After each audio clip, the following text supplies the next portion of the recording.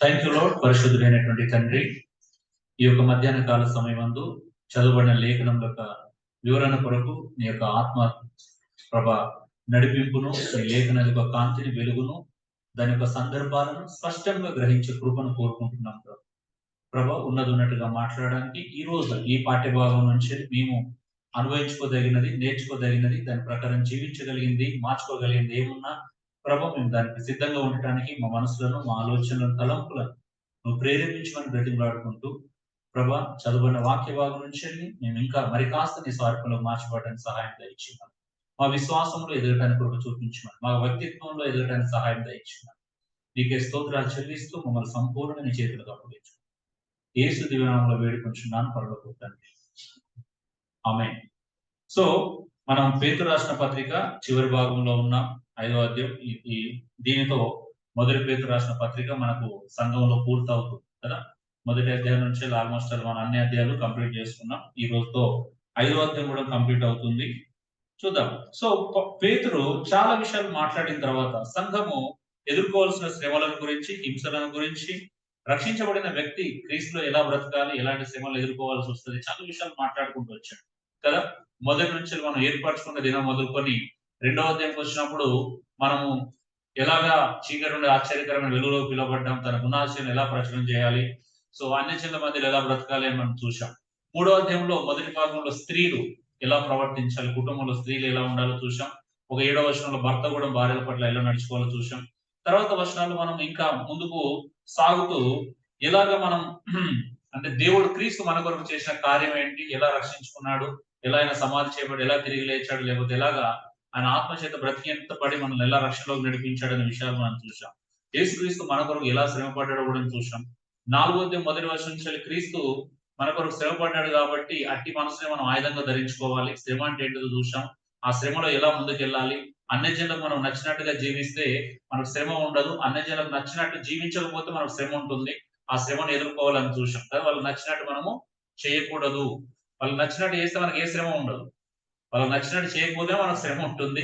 ఆ శ్రమలు ఎలా ఎదుర్కోవాలి అని మనం విషయాలు మనం చాలా స్పష్టంగా చూడడం జరిగింది. సో మనం రకరకాల విషయాలు ఆధ్యాత్మికంగా ఎదగడానికి మనకు వస్తున్న శ్రమలను ఎలా వినియోగించుకోవాలి, ఆ శ్రమలలో మనం ఎలా స్థిరంగా ఉండాలి, లేకపోతే ఎలా ముందుకు సాగాలి, ఎలా తీర్పు విషయాలు ఎలా ఉంటాయి, ఎదుర్కోవాల్సిన విషయాలు ఎలా ఉంటాయి, చాలా క్షుణ్ణంగా ఇవన్నీ మాట్లాడిన తర్వాత పేతురు ఇప్పుడు తోటి పెద్దలను హెచ్చరిస్తున్నాడు. ఎవరు హెచ్చరిస్తున్నాడు? తోటి పెద్దలను. సో ముగింపు ప్రసంగం లాగా మనం చూస్తాం. ఇది ముగింపు మాటలుగా మనం చూస్తా ఉన్నాం. ఏమన్నాడు చూడండి. తోటి పెద్దను, క్రీస్తు శ్రమలను గూర్చిన సాక్షిని, బయలుపరచబడవు మహిమలో పాలువాడునైన నేను మీలోని పెద్దలను హెచ్చరిస్తున్నాను. సో ఇవన్నీ చెప్పిన తర్వాత ఇంట్రడక్షన్ మన మొదటి వచనము 5:1 ఒక ఉపోద్ఘాతం లాగా తీసుకోవచ్చు. పేతురు తోటి పెద్దను అని చెప్పడంలో చాలా అద్భుతమైన విషయం ఒకటి ఉంది. ఏంటి అంటే, నేను సీనియర్ పెద్దను, అపోస్తుల మొదటి వాడిని, ముఖ్యుడని చెప్పుకోలేదు కదా. ఏమన్నాడు? ఒక తోటి పెద్దను అన్నాడు. సహ పెద్దను, లేకపోతే మీ తోటి పెద్దనే అనుకున్నాడు కానీ ఎక్కడ కూడా నేను సీనియర్ అని చెప్పుకోలేదు. చాలా మంచి విషయం అది కదా. తోటి పెద్దను సంబోధించడంలో నాయకుల మధ్యలో ఎలాంటి వ్యత్యాసాలు ఉండకూడదు చెప్తున్నాడు చెప్పగానే. అవునా? నాయకుల మధ్యలో ఎక్కువ తక్కువ హైరార్కీ అనేది ఉండకూడదు. నాయకులందరూ బాధ్యత కలిగిన వ్యక్తులు, వారి వారి బాధ్యతలు నిర్వర్తించాలి. అందరూ క్రీస్తు యొక్క దాసులమే, అందరము దేవుని యొక్క పరిచారకులమే అనేటువంటి అద్భుతమైన భావన మనం ఇక్కడ నేర్చుకుంటున్నాం. కాబట్టి ఈ రోజు సంఘాల్లో హైరార్కీ ఉంది కదా. ఏ సంఘంలో అయినా చూసినా కూడా senior pastor, junior pastor, assistant pastor, associate pastor, అవునా, youth pastor, Sunday school pastor, ఎంతో మంది పాస్టర్లు పుట్టుకొచ్చారు. మన బైబిల్ ఒకటే పాస్టర్ కనిపిస్తాడు కానీ నేటి క్రైస్తవ ప్రపంచంలో రకరకాల మంది పాస్టర్లు ఉన్నారు. అసిస్టెంట్ పాస్టర్లు ఉన్నారు, అసోసియేట్ పాస్టర్లు ఉన్నారు, జూనియర్ పాస్టర్లు ఉన్నారు, సీనియర్ పాస్టర్లు ఉన్నారు, అవునా, సండే స్కూల్ పాస్టర్లు ఉన్నారు, యూత్ పాస్టర్లు ఉన్నారు, ఉమెన్ పాస్టర్స్ కూడా ఉన్నారంట. అవునా? అంటే రకరకాల పాస్టర్లు అయితే మనం తయారు చేసుకున్నాం. అంటే వారి వ్యత్యాసాలను చెప్పగానే చూపిస్తున్నాం. ఈయన వేరు, ఈయన వేరు అని. అవునా? ఈయన ఒకటి కాదు అని మనం చాలా స్పష్టంగా క్రైస్తవ ప్రపంచము ఏం చూపిస్తుంది, రిప్రజెంట్ చేస్తుంది వ్యక్తులను రకరకాలుగా ఉన్నారని. కానీ బైబిల్లో చూస్తే మనకు అలాంటి నాయకత్వం ఎక్కడ కనిపించదు.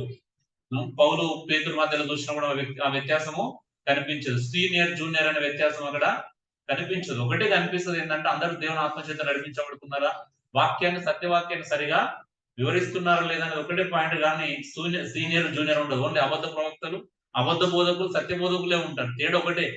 నాయకుల మధ్యలో ఉండే ఒకే ఒక తేడా ఏంటంటే ప్రభు కొరకు బ్రతికేవారు, లోకంలో బ్రతికేవారు. సత్యాన్ని ప్రబోధించేవాళ్ళు, అసత్యాన్ని ప్రబోధించేవాళ్ళు. అంతే. అవునా? ప్రభు కొరకు బ్రతికే వాళ్ళు స్వార్థం కొరకు ఈ తేడాలు ఉంటాయి తప్పించి ఈ వేరే తేడాలు మనం అనుకున్న తేడాలు నేటి క్రైస్తవ సంఘము చూపిస్తున్నటువంటి వ్యత్యాసాలు మన నాయకుల మధ్యలో చూడం. సో చాలా అద్భుతమైన మాట. తోటి పెద్దను అంటున్నాడు. ఎవరితో మాట్లాడుతున్నాడు? తన తోటి పెద్దలతో మాట్లాడుతున్నాడు. ఏంటిదంట? క్రీస్తు శ్రమలను కూర్చిన సాక్షిని. ఎవరంట? పేతురు ఏమన్నాడు? దేనికి సాక్షి అంటున్నాడు? నేను క్రీస్తు శ్రమలను కూర్చిన సాక్షిని అంటున్నాడు. నేటి సేవకులు ఈ మాట చెప్పాలంటే చాలా కష్టం. ఎందుకంటే నేటి సేవకులు ఏ మాటలు ఆశీర్వాదానికి వారసులు అని చెప్పుకుంటారేమో. ఇంత ఆశీర్వదించబడ్డాము ఏమని చెప్పాలి కానీ శ్రమలను గురించిన సాక్ష్యం అని ఎవరు చెప్పాలి. అంటే యేసుక్రీస్తు కొరకు బ్రతకడంలో ఏముంటాయి? శ్రమలు ఉంటాయి. అందుకే అంత క్లియర్ గా చెప్తున్నాడు. యేసుక్రీస్తు బ్రతకడంలో పేతురు ఎన్నో శ్రమలు అనుభవించాడు. సువార్త ప్రకటన కొరకు ఎన్నో శ్రమలను ఆయన అనుభవించాల్సి వచ్చింది. పేతురు ఒక్కడే కాదు, ప్రతి విశ్వాసం కూడా అలాగే అనుభవించాలని చెప్తున్నాడు. అవునా? ప్రతి విశ్వాసం కూడా శ్రమలు ఉంటాయని ముందుగానే సూచించాడు ఆయన. పౌలు సూచించాడు, పేతురు సూచించాడు, యేసుప్రభు సూచించాడు. యేసుప్రభు కొరకు బ్రతికే వాళ్ళు ఖచ్చితంగా ఏముంటాయి?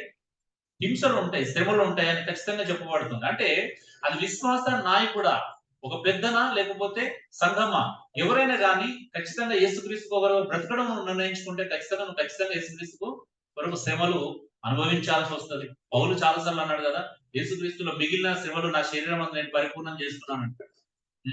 ఫిలిప్పుల రాష్ట్ర పత్రిక 1వ అధ్యాయం చివరి వచనంలో ఏమన్నాడు? యేసుక్రీస్తునందు మనం విశ్వాసం ఉంచడం మాత్రమే కాదు, ఆయన పక్షంగా శ్రమపడి మనకు అనుగ్రహించబడి.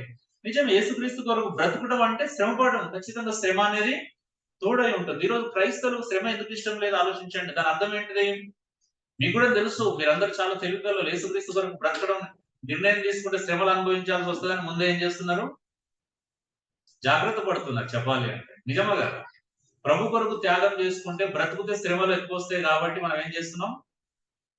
త్యాగం చేసుకుంటున్నాం. సింపుల్ గా చెప్పాలని మీకు చాలా అంటే ఏమంటారు కదా, బ్రతక నేర్చిన వాళ్ళం మనం క్రీస్తు కొరకు బ్రతికే వాళ్ళం కాదు, బ్రతక నేర్చిన వాళ్ళం. బ్రతక నేర్చిన వాడు ఏం చేస్తాడు? జాగ్రత్త వహిస్తాడు, చాలా కేర్ఫుల్ గా ఉంటాడు. ప్రభు కొరకు బ్రతికే వానికి కేర్ఫుల్ ఉండదు. ఏముంటది? అంటే ఎదుర్కోవడం ఉంటది, అన్నిటి దాటుకుంటూ వెళ్ళిపోవడమే ఉంటది. సో మనం నిజంగా పేతురు క్రీస్తు శ్రమలను గురించిన సాక్షి అంటున్నాడు. ఏంటిదంట? బయలుపరచబడు మహిమలో పాలువాడని అంటున్నాడు. ఒకటి గుర్తుపెట్టుకోండి, శ్రమ లేని చోట మహిమ ఉండదు. ఉంటదా? దేవుడు శ్రమ లేని వారిని మహిమపరచడండి. గుర్తుపెట్టుకోండి. నీకు మహిమ కావాలంటే అక్కడ ఏముండాలి? ముందు శ్రమ ఉండాలా. అంతేనా? ఏమంటున్నాడు పేతురు? తనకు తెలిసి అర్థమవుతుంది. బయలుపరచబడు మహిమలో పాలువాడని అంటున్నాడు. అంటే దేవుడు రేపు తన మహిమను బయలుపరచబోతున్నాడు. ఆ మహిమలో నేను పాలువాడను అంటే శ్రమలో పాలువాడైన వాడే మహిమలో పాలువాడవుతాడు. ఆమె శ్రమను తృణీకరించేవాడు తన మహిమను పొందుకోవడానికి కాదు. దేవుని యొక్క న్యాయ విధానం చాలా అద్భుతమైనది. మీకు తెలుసు కదా, ధనవంతుడు లాజరు కథలు ఏం నేర్పించాడు? జస్ట్ ఎగ్జాంపుల్ చెప్తుంది ఇక్కడ మీకు అర్థం కావడానికి కోసం. ధనవంతుడు లాజరు కథలు ఏం నిరూపించాడు? ధనవంతుడు ఈ భూమి మీద సుఖపడ్డాడు, అందుకేమైందంటే అక్కడ యాతన పడుతున్నాడంట కదా. లాజరు ఇక్కడ శ్రమ పడ్డాడు కాబట్టి అక్కడ ఏమైతున్నాడంట? సుఖపడుతున్నాడు. అంటే సుఖం అనేది ఎవరికి లభిస్తుంది? భూమి మీద క్రీస్తు కొరకు శ్రమ అనుభవించిన వానికే పరలోకంలో అన్ని రకాల సుఖాలు ఉంటాయి. అన్ని రకాల సుఖాలు అంటే వేరే అనుకోవద్దు. అంటే మహిమ ఉంటుంది, దైవికమైనటువంటి మహిమ మనం అనుభవిస్తాం. శ్రమ లేని చోట మహిమ ఉండదు. శ్రమను ఎప్పుడైతే తృణీకరిస్తామో దేవుని మహిమను కాదనుకుంటున్నాం. అంతే కదా.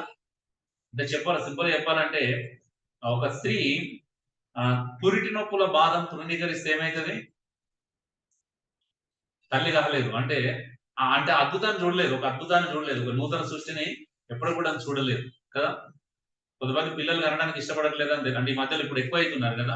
పిల్లలు కంటే నడుము ముడతలు పడుతుంది, అందం పోతుంది అనే ఫీలింగ్ లో కొంతమంది అంటే గర్భాలు కూడా అద్దెకు తెచ్చుకునే వాళ్ళు ఉన్నారు, డబ్బులు. అవునా? అందాన్ని ప్రొటెక్ట్ చేసుకోవడానికి ఎంత దూరంగా ఉంటుంది చెప్పండి. ఈ భూమి మీద మనకు అందం ఏం లేదు, క్రీస్తులో శ్రమ పడడమే అందం. అవునా? నిజమైన సౌందర్యం ఎక్కడ నుండి వస్తుంది? శ్రమ ద్వారానే వస్తుంది. ఇంతమంది లక్షణాలు కూడా చూసాం కదా. మనం ఏం చేస్తారంట? అగ్ని చేత కదా, సువర్ణం ఏం చేస్తుంది? అగ్ని చేత పరీక్షించబడినప్పుడు ఏమైతుందంట? అది శుద్ధ సువర్ణంగా మారుతుంది. అందం ఎప్పుడు పెరుగుతుంది తెలుసా క్రైస్తవుంది? శ్రమ పడినప్పుడు. శ్రమను అవాయిడ్ చేస్తే అందం పెరగదు. అంటే క్రైస్తవుడు ఎంత శ్రమపడడానికి ఇష్టపడితే అంత అందం పెరుగుతుంది, అంత అందంగా తయారవుతాడు, అంత శుద్ధ సువర్ణం లాగా మారుతాడు. అందుకే పేతుడు ఎంతో చాలా స్పష్టంగా మాట్లాడుతున్నాడు. ఇది ఇంట్రొడక్షన్. ఓకే, అందుకే మనం మీలోని పెద్దలను హెచ్చరిస్తున్నాను. ఓకే, మొదటి పాయింట్ చూద్దాం, కాపరత్వం. మొదటి పాయింట్ ఏం రాసుకోవచ్చు మీరు? కాపరత్వం. కాపరత్వం. కాపరత్వం ఎలా ఉండాలో పేతురు చెప్తున్నాడు ఇక్కడ. కాపరి ఎలా ఉండాలి, ఒక కాపరత్వం అనేది ఎలా ఉంటుందో చెప్తున్నాడు. ఎలా ఉంటుందంటే కాపరత్వం చూద్దాం. బలిమి చేత కాక, కాపరత్వం ఎలా ఉంటుంది? బలిమి చేత కాయరంట. కాపరత్వం ఏముండకూడదు? బలవంతంగా కాయకూడదు, బలిమి చేత సంఘాన్ని కాయకూడదు. అంటే బలిమి చేత అంటే అర్థం ఏంటిది ఇక్కడ? ఇష్టం లేకుండా కదా, అయిష్టంగా కాయకూడదంట. ఇష్టం లేకుండా సంఘాన్ని కాయకూడదు, ఇష్టం లేకుండా సంఘాన్ని నడిపించకూడదు, ఇష్టం లేకుండా ప్రజలని ఏం చేయకూడదు? నడిపించకూడదు. అంటే ప్రజలు నడిపించడంలో ఏముండాలా? ఇష్టం ఉండాలా? అవునా? ఇష్టం ఉండాలా వద్దా? ఇష్టం ఎప్పుడు ఉంటది?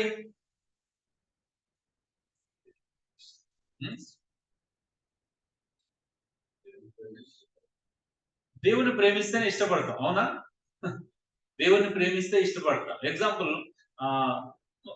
జాకునన్ గారు అనుకుంటా ఒక ఎగ్జాంపుల్ చెప్పాడు. అంటే తల్లికి నడుచుకున్న వ్యత్యాసం చెప్తూ, తల్లి బిడ్డ అర్ధరాత్రి లేచి తన నిద్రను పాడు చేసినా, తనను ఎంత విసిగించినా ఇష్టపడి సేవ చేస్తా అంట కదా. తల్లి ఏం చేస్తుంది? ఇష్టపడుతుంది. అంటే శ్రమను ఇష్టపడుతుంది, ఆ నిద్ర లేమిని ఇష్టపడుతుంది, అన్నిటిని ఇష్టపడుతుంది, అవునా? అన్నిటిని ఇష్టపడుతుంది. అండ్ వాడు పిల్లలు ఎంత చేసినా కూడా, ఎంత గలీజ్ గా ఉన్నా కూడా, ఎంత గలీజ్ గా చేసినా వాళ్ళు ఇష్టపడుతుంది, ఇష్టపడే గడుపుకుంటుంది, అవునా? ఇష్టంతో చేస్తుందా?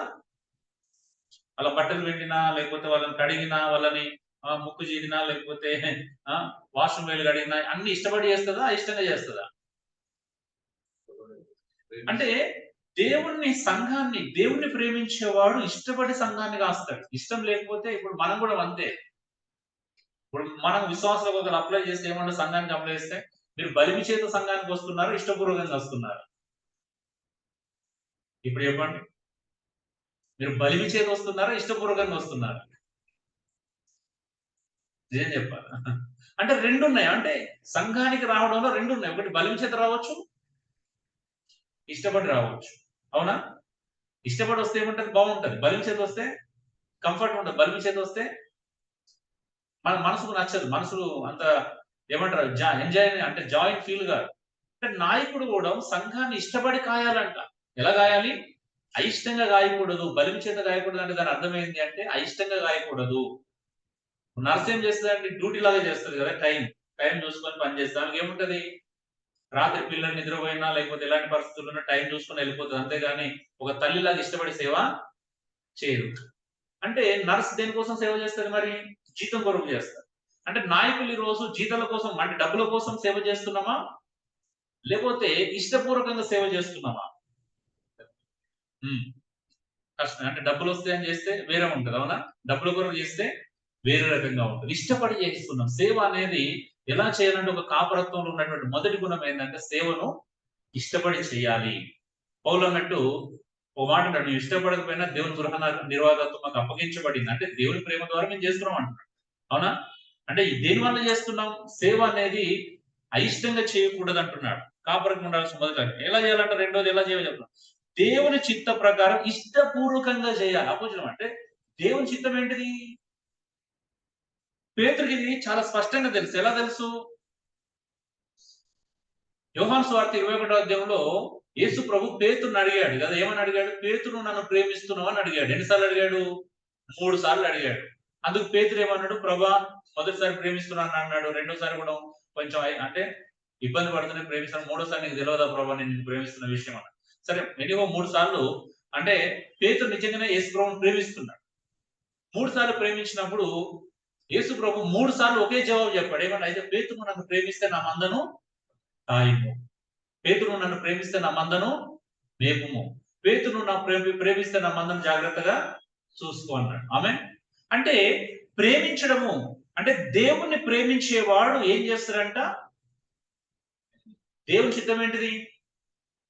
ఆయన సంఘాన్ని గాయడం కదా. దేవుని చిత్తం ఏంటిది? అందుకే ఆయన సంఘాన్ని ఇష్టపూర్వకంగా గాయమంటాడు. మీరు అపోస్తలుల కార్యం 20:28 చూసిన ఏమంటాడు? దేవుడు తన స్వరక్తం ఇచ్చి సంపాదించిన తన సంఘమును కాయుటకు పరిశుద్ధాత్ముడు మిమ్మల్ని దేని యందు అధ్యక్షులనుగా ఉంచెనో ఆ యావత్తు మందను గురించి మిమ్మల్ని గురించి జాగ్రత్తగా ఉండుడి. అంటే కాపరి యొక్క బాధ్యత జాగ్రత్త. సంఘం పట్ల ఏముండాలా? కేర్ ఉండాలి. జాగ్రత్తగా చూసుకోవాలి సంఘాన్ని. ఒక తల్లి తన బిడ్డలను చూసుకున్నట్లంత జాగ్రత్తగా సంఘాన్ని చూసుకోవాలి. అంటే అర్థం ఏంటిది? జాగ్రత్తగా చూసుకోవడం అంటే సరైన బోధన కదా. వాళ్ళను తప్పుదో పట్టించే బోధ కాకుండా సరైన బోధన అందించమని. అవునా? జాగ్రత్తగా చూసుకోవడం అంటే ఇంటికి వచ్చి అందరినీ చూసుకోవడం గురించి కాదు. జాగ్రత్తగా చూసుకోవడం అంటే ఇంటికి వచ్చిన అంటే సంఘానికి వచ్చిన వాళ్ళందరినీ మన దగ్గర ఉండి డ్రాప్ చేసి అలాంటివా? కాదు. సో జాగ్రత్త అనే దేని గురించి మాట్లాడుతున్నాడు? సో వాక్యం ద్వారా కదా ఎలా పెంచాలో చెప్తున్నాడు. మీరు ఈవెన్ రోమపత్రిక 12వ 7-8 వచనాల తర్వాత చదివితే 9వ వచనం కూడా చూస్తే పై విచారణ చేయవాడు జాగ్రత్తగా పై విచారణ చేయాలంట. పై విచారణ ఏమంటారు? ఓవర్సీర్. సో ఓవర్ సైడ్ చేయడం ఎలా చేయాలంట? చాలా జాగ్రత్తగా. అంటే సంఘ కాపరి యొక్క బాధ్యత. అందుకే దేవుని చిత్త ప్రకారం ఇష్టపూర్వకంగా గాయాలంట. ఎలా గాయాలి? ఇష్టపూర్వకంగా గాయాలి. ఇంకేమన్నాడు? ఎలా గాయకూడదో చెప్తుండు మళ్ళీ. దుర్లభాపేక్షతో కాయకూడదు. సంఘం ద్వారా ఏదో లాభం వస్తుంది. ఎలాంటి లాభము?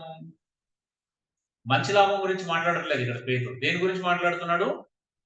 దుర్లభాపేక్ష అంటే అర్థం ఏంటిది? ఏమంటారు? దుర్లభాపేక్షను ఏమంటారు? ఇంకొక మాటలో చెప్పాలంటే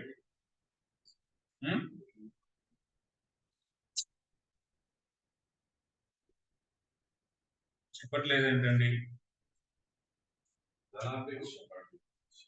ఏదో లాభం వస్తుంది.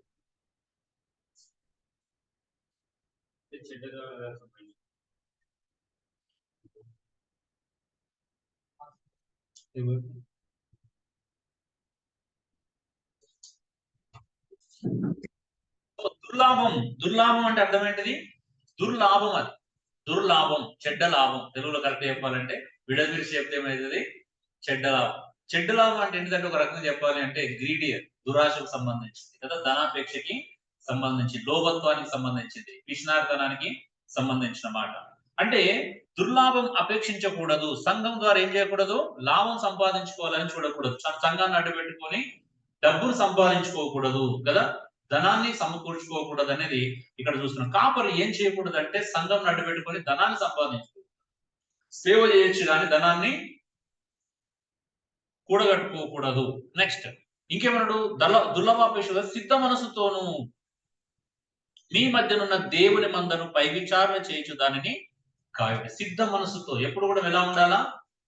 సిద్ధంగా ఉండాలి. దేని కొరకు? సంఘాన్ని చాలా జాగ్రత్తగా కాయటానికి. పై విచారణ చేయొచ్చు కాయడం అంటే, పై విచారణ చేయడం అంటే అర్థం ఏంటండి? అది ఇంగ్లీష్ లో ఓవర్సీయింగ్ అంటాం, తెలుగులో పై విచారణ అంటాం. పై విచారణ అంటే ఏంటిది? సో అందరినీ జాగ్రత్తగా కాయడం, వాక్యానుసారంగా కాయడం. అందరు కరెక్ట్ దారిలో వెళ్తున్నారో లేదో చూసుకోవడం, వాక్యానుసారంగా జీవిస్తున్నారో లేదో ఆలోచించడం, వాక్యానుసారంగా నడుచుకుంటున్నారో లేదో అనేది ప్రత్యేకించి శ్రద్ధ పెట్టడం, పై విచారణ చేయడం. దుష్టునికి లోబడుతున్నారా, లేకపోతే అబద్ధ బోధలకి లొంగిపోతున్నారా, తప్పుడు ఆలోచనలకు ఏమన్నా చెరపట్టబడుతున్నారా అనేది చూసుకోవడం నాయకుని యొక్క బాధ్యత. సో మీరు తప్పిపోకూడదు, తప్పుడు ఆలోచనలకి వెళ్ళకూడదు. ఇది నాయకునిలో ఉండాల్సినటువంటి లక్షణాలుగా మనం చూస్తున్నాం. ఇంకేమంటున్నాడు? మీకు అప్పగింపబడిన వారిపైన ప్రభువులైనట్టుండగా మందకు మాదిరిలుగా ఉండండి. ఏమంటున్నాడు? దేవుడికి సంఘ నాయకులకి కొంతమంది అప్పగింపబడతారు. అప్పగింపబడిన వారంటే ఎవరు? దేవుడు ఒక నాయకునికి ఎంతో కొంతమందిని అప్పగిస్తాడు, అంతే కదా. ఇప్పుడు మీరు ఒకటి నమ్మాలి. ఇప్పుడు నేను నమ్ముతున్నాను, మీరు నాకు అప్పగించబడ్డారని నమ్ముతున్నాను కాబట్టి ఇలా పరిచయం చేస్తున్నాం. మీకు కూడా ఏమర్థం కావాలా? మీకు అది నిజంగా అర్థమైందా? మీరు కూడా నాకు అప్పగించబడ్డారు అనే విషయం ఎంతమందికి అర్థమైంది? ఇప్పుడు మీ మీద మేము ఏం కాకూడదు అంటే ప్రభువులైనట్టు ఉండకూడదు. ప్రభువులైనట్టు అంటే అర్థం ఏంటిది? ప్రభు అంటే అర్థం ఏంటిది? అధికారాన్ని ప్రదర్శించకూడదు. ఇష్టానుసారంగా సిట్ అంటే స్టాండ్ అంటే స్టాండ్ అయ్యి మీరు ఇది చేయాలా, అది చేయాలా, మీరు ఇలా చేయకపోతే శపించబడతారు, ఇలా చేయకపోతే మీరు నాశనానికి గురవుతారు అని ఏం చేయకూడదు? అధికారాన్ని ప్రదర్శించకూడదు కదా. నాయకుడు అనేవాడు సంఘం మీద అనవసరమైన అధికారాన్ని, అంటే లేని అధికారాన్ని, వాక్యానుసరమైన అధికారాన్ని ఇక్కడ ప్రదర్శించకూడదని చెప్పట్లేదు, కానీ అనవసరమైన అధికారాన్ని, అంటే ప్రభు అనే మాట మనం పేతురుతో మాట్లాడినప్పుడు, శిష్యులతో మాట్లాడినప్పుడు మత్తయి సువార్తలో యేసు ప్రభు మాట చెప్తాడు, మీరు అన్ని జనుల్లోని అధికారుల వలె ఉండొద్దు కదా. మీరు అన్ని జనుల్లోని అధికారులు ఉండదు. అన్ని జనుల్లోని అధికారులు ఏం చేస్తారంట? ఏలుతారు. అంటే ఇష్టపూర్వకంగా. అంటే ఇప్పుడు మోడీ ప్రభుత్వం చేస్తున్నట్టు అర్థం ఏంటి? ఇప్పుడు మోడీ మనతో ఏం చేస్తున్నాడు? ప్రభుత్వం చేస్తున్నాడు. ప్రభుత్వం అంటే అర్థం ఏంటి? మనకి ఇష్టం లేకపోయినా చేస్తున్నాడు. అవునా? గ్యాస్ బిల్ ఎంతమంది ఇష్టపడి కడుతున్నారు?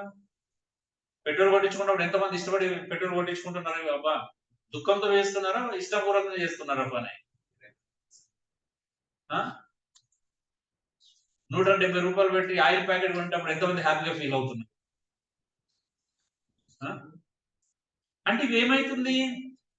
నిజమా కాదా? దీన్ని ఏమంటారు? ప్రజలకు ఇష్టం లేకపోయినా పాలించడం, ప్రజలకు ఇష్టం లేకపోయినా బలవంతంగా పరిపాలించడం, ప్రజలకు నొప్పి కలిగించే విధంగా పాలించడం. మీ అందరూ తెలిసిన వాళ్ళు ఎప్పుడు మిమ్మల్ని అజేయలేదు, అంటే మిమ్మల్ని ఇబ్బంది పెట్టడం, అధికారం చెలాయించడం, మీ ఆస్తుల మీద మా హక్కులు ఉన్నట్టుగానో, లేకపోతే మీ సంపాదన మీద మాకు దశమ భాగం ఇవ్వాలి, ఇవ్వకపోతే మీరు నాశనం అయిపోతారని బెదిరించడమో, లేకపోతే మిమ్మల్ని నొప్పించే విధంగా పాలించడం లేదు. అంటే అధికారం, అనవసరమైన అధికారాన్ని ప్రదర్శించకుండానే చేస్తున్నాం. అంటే అదే ప్రభువులైనట్టుండగా మందకు మాదిరిలుగా ఉండాలి. నాయకుడు అనేవాడు ఎగ్జాంపులర్ గా ఉండాలి. మందకి ఎలా ఉండాలా? ఎగ్జాంపులర్ గా ఉండాలి. ఓకే, సో క్లియర్ గా చూసాం. అంటే నాయకుని యొక్క లక్షణాలు ఇవన్నీ. ఒక కాపరత్వం ఎలా ఉంటుందో పేతురు చాలా స్పష్టంగా చెప్తున్నాడు తన ముగింపు ప్రసంగంలో.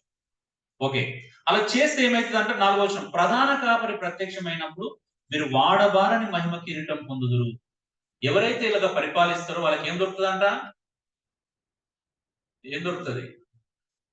వాడబారని మహిమ కిరీటం దొరుకుతుందంట, పొందుకుంటారు. ప్రధాన కాపరి ఇస్తారు. ఎవరిస్తారు బహుమానం? ప్రధాన కాపరి. ప్రధాన కాపరి ఎవరు? ప్రభువైన యేసుక్రీస్తు. అంటే ప్రధాన కాపరైనటువంటి ప్రభువైన యేసుక్రీస్తు మనకి ఏం చేస్తున్నాడు? ఆ నాయకుల కంట వాడబారని ఒక మహిమా కిరీటాన్ని ఇస్తాడని మనం చూస్తా ఉన్నాం. అంటే కాబట్టి దేవుడిచ్చే బహుమానం మీద దృష్టి పెట్టుకొని కాపరి ఎలా ప్రవర్తించాలో చెప్తున్నాడు. దేని మీద దృష్టి పెట్టుకోవాలి కాపరి? మనుషుల వల్ల లాభం సంపాదించుకోవాలని, లేకపోతే దుర్లాభం ఆపేక్షించాలని కోరుకోకూడదు, కానీ దేవుడిచ్చే బహుమానం మీద దృష్టి పెట్టాలని. పౌలు అన్నట్టు కొరింథీయులు 9వ ఏమన్నాడు? మరి నాకేంటిదంటే దేవుడే నా బహుమానం. ఎవరు? దేవుడే. అంటే నాయకుని యొక్క దృష్టి నాకు ఈ భూమి మీద కాదు, దేవుడే నాకు బహుమానం ఇస్తాడు, దేవుడే నన్ను చూసుకుంటాడు అనే ఆలోచన కలిగి ఉంటాడు. సో అది నాయకునికి ఉండాల్సినటువంటి విషయం. సో రెండో మాట చూద్దాం. రెండో పాయింట్, కాపరత్వం గురించి మనం నేర్చుకున్నాం. రెండోది దీనత్వం. రెండోది ఏంటిదంటే దీనత్వం. మరి దీనత్వం ఎవరికి అవసరం? ఎవరు దీనత్వాన్ని ప్రదర్శించాలి? ఎవరు దీనత్వం కలిగి ఉండాలి అనే విషయాన్ని 5, 6, 7 వచనాల్లో మనం చాలా క్లియర్ గా చూస్తున్నాం. చూద్దాం. చిన్నలారా మీరు పెద్దలకు లోబడి ఉండుడి. ఏమన్నాడు ఫస్ట్? చిన్నలారా మీరు పెద్దలకు లోబడి ఉండుడి. చిన్నలారా అన్నప్పుడు ఇక్కడ పేతురు చిన్నలారా అని సంబోధించినప్పుడు చిన్నపిల్లల గురించి మాట్లాడట్లేదండి. ఎవరి గురించి మాట్లాడుతున్నాడు? యవనస్తుల గురించి, సంఘంలో సభ్యుల గురించి మాట్లాడుతున్నాడు. అవునా? ఎవరి గురించి మాట్లాడుతున్నాడు? సంఘం గురించి మాట్లాడు. సంఘంలో ఉన్నటువంటి యవనస్తులు, సంఘంలో ఉన్నటువంటి ప్రతి వ్యక్తి గురించి మాట్లాడుతున్నాడు. యవనులారా, చిన్నలారా మీరు పెద్దలకు లోబడి ఉండండి. పెద్దలు అంటే ఎవరండి ఇక్కడ? పెద్దలు అంటే ఎవరు? వయసులో పెద్దవాళ్ళ గురించి మాట్లాడుతున్నాడు. దేని గురించి మాట్లాడుతున్నాడు? సంఘ నాయకులకు లోబడి ఉండాలి. ఎవరు ఎట్లా దీనత్వం కలిగి ఉండాలి? ఇది కూడా దేవుడిచ్చిన మాటనే. అవునా? ఎవరి పట్ల దీనత్వం కలిగి ఉండాలి? సంఘంలో ఉన్న ప్రతి విశ్వాసి నాయకుల పట్ల ఏం కలిగి ఉండాలంట? దీనత్వం కలిగి ప్రదర్శించాల. నాయకులను ఎదిరించడం మంచిది కాదు. నాయకులను ఏ రకంగా ఎదిరించకూడదు. సో ఎదురు తిరిగే స్వభావం, తిరుగుబాటు స్వభావం మనకు తెలియకుండా కొన్నిసార్లు పెరుగుతూ ఉంటది. నాయకుల పట్ల తిరుగుబాటు స్వభావం మంచిది కాదు. అది ఏ రకంగా? వాళ్ళు తప్పు చేసినప్పుడు మీరు తప్పును చూపించవచ్చు. పెద్దల ద్వారా, ఇతర స్పిరిచువల్ మెచ్యూరిటీ ఉన్న వ్యక్తుల ద్వారా మీరు తప్పును చూపించడంలో తప్పేం కాదు. కానీ ఎదురు తిరిగే స్వభావం మంచిది కాదు. పౌలు పేతురుని గద్దించినప్పుడు ఎదురు తిరగలే. పేతురు గద్దించినప్పుడు తప్పు మాత్రమే చెప్పాడు, కానీ ఎదురు తిరగలే. పేతురికి తిరిగాడా? గలతీ రాసిన పత్రిక. ఎదురు తిరగడం వేరు, తప్పు చేస్తే సరి చేయడము వేరు. మనకు చాలా సార్లు తెలియని విషయం ఏంటంటే, సరి చేయడానికి ఎదురు తిరగడానికి మనకు వ్యత్యాసం తెలియదు. మనం ఏమనుకుంటాం అంటే ఎదురు తిరగడం సరి చేయడం అనుకుంటాం. అవునా? నిజమే కదా? నాయకునికి ఎదురు తిరగడం సరి చేయడము కాదు. నాయకుడు ఒక బోధ చేసిండు, అది వాక్యానుసారంగా లేకపోతే ప్రశ్నించవచ్చు. వాక్యానుసారంగా చెప్పినప్పుడు ఏం చేయాలి? లోబడాలి. దీనత్వాన్ని ఖచ్చితంగా ప్రదర్శించాలి. నాయకుల పట్ల ఈ రోజు ఆ దీనత్వం లేదు. అంటే నాయకుడు లోబడి ఉండటం. మీరు చూడండి ఒకసారి దీనికి మీరు సపోర్ట్ ఒక వర్షం తీసుకోవచ్చు. మొదటి తెస్సలోనిక 5:12 చదవండి ఒకసారి. తెస్సలోనికలకు రాసిన మొదటి పత్రిక 5వ అధ్యాయం 12వ వచనం.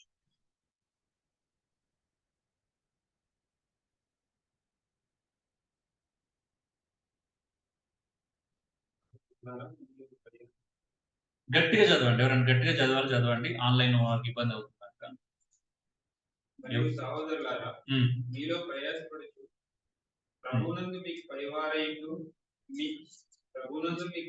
పైవారయుండి మీకు బుద్ధి చెప్పువారని మన్నన చేసి వారి పని బట్టి వారి ప్రేమతో వీటికి ఘనముగా ఎంచవలనని వేడుకొనుచున్నాను. ఎందుకు లేదు చూడండి. సహోదరులారా, మీలో ప్రయాసపడుచు, మీలో అంటే సంఘంలో ప్రయాసపడుచు, మీ మధ్యలో ప్రయాసపడుచు ప్రభువునందు మీకు పైవారై ఉండి.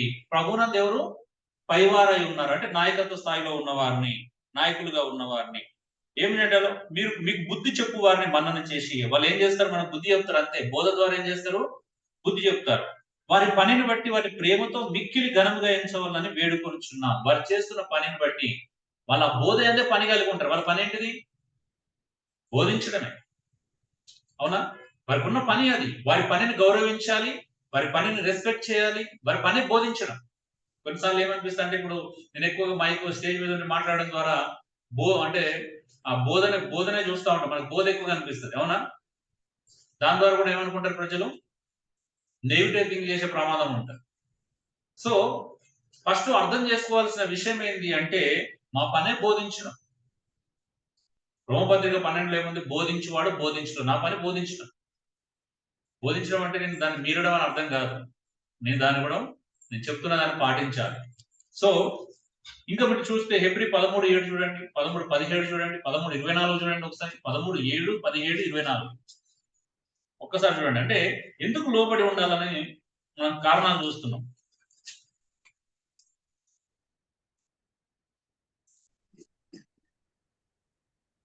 మీకు దేవుని వాక్యం బోధించి మీ పైన నాయకుడితో ఉన్న వారిని జ్ఞాపకం చేసుకొని వారి ప్రవర్తన ఫలమును శ్రద్ధగా తలంచుకొని వారి విశ్వాసం అనుసరించాలంట. నాయకుల యొక్క విశ్వాసాన్ని అనుసరించాలి. ఈరోజు చాలా మందికి ఆ విశ్వాసం లేదు. నాయకుడు ఒక విశ్వాసంతో జీవిస్తున్నప్పుడు సంఘం అంతా కూడా ఎవరి విశ్వాసాన్ని అనుసరించాలి? నాయకులకు విశ్వాసాన్ని. అంటే విశ్వాసం ద్వారా వాళ్ళన్ని సాధించుకుంటున్నప్పుడు వాళ్ళు ఎదురు చూస్తున్నారు, సహనంతో విశ్వాసంతోనే చేస్తున్నారు వాళ్ళు. ఇప్పుడు అందుకే నాయకుల దగ్గర నుంచి నేర్చుకునేది ఏంటి? ఒకటి వారి విశ్వాసం అంట. మీరు దేవుని వాక్యం బోధించి మీ పైన నాయకులుగా ఉన్న వారిని జ్ఞాపకం చేసుకొని వారి ప్రవర్తన ఫలాన్ని శ్రద్ధగా తలంచుకొనొచ్చు వారి విశ్వాసం అనుసరించండి. మరి ఎందుకు మనకు విశ్వాసం ఎందుకు బలహీనం అవుతున్నాం? అవునా? చాలా చిన్న చిన్న విషయాలకే కృంగిపోతాం, చిన్న చిన్న విషయాలకే బలహీన పడిపోతాం, చిన్న చిన్న విషయాలకే బెంబెలెత్తిపోతాం. ఎందుకు? నాయకులు మీకు విశ్వాసంలో మాదిరిగా ఉన్నారు. ఎంత పెద్ద సమస్యలు వచ్చినా మేము అధిగమించుకుంటూ వెళ్తున్నాం. అవునా? ఏ రోజు కంగారు పడలేదు, ఏ రోజు తత్తరపడలేదు, ఏ రోజు ఎవరి దగ్గర చెయ్యి సాచలేదు. అంటే మన జీవితంలో జరిగే ఏ సంఘటన అయినా ఎదుర్కొంటూ వెళ్ళాం. ఎన్నో విపత్తులను దాటుకుంటూ వెళ్తున్నాం. పరిచర్యలో కూడా ఎంత క్రిటికల్ పొజిషన్ లో ఉన్నా కూడా ముందుకు సాగుతున్నాం. ఎందుకు? విశ్వాసాన్ని బట్టి. క్రైస్తవ జీవితం ఎలా ఉంటది? విశ్వాసాన్ని బట్టి జీవించాలా.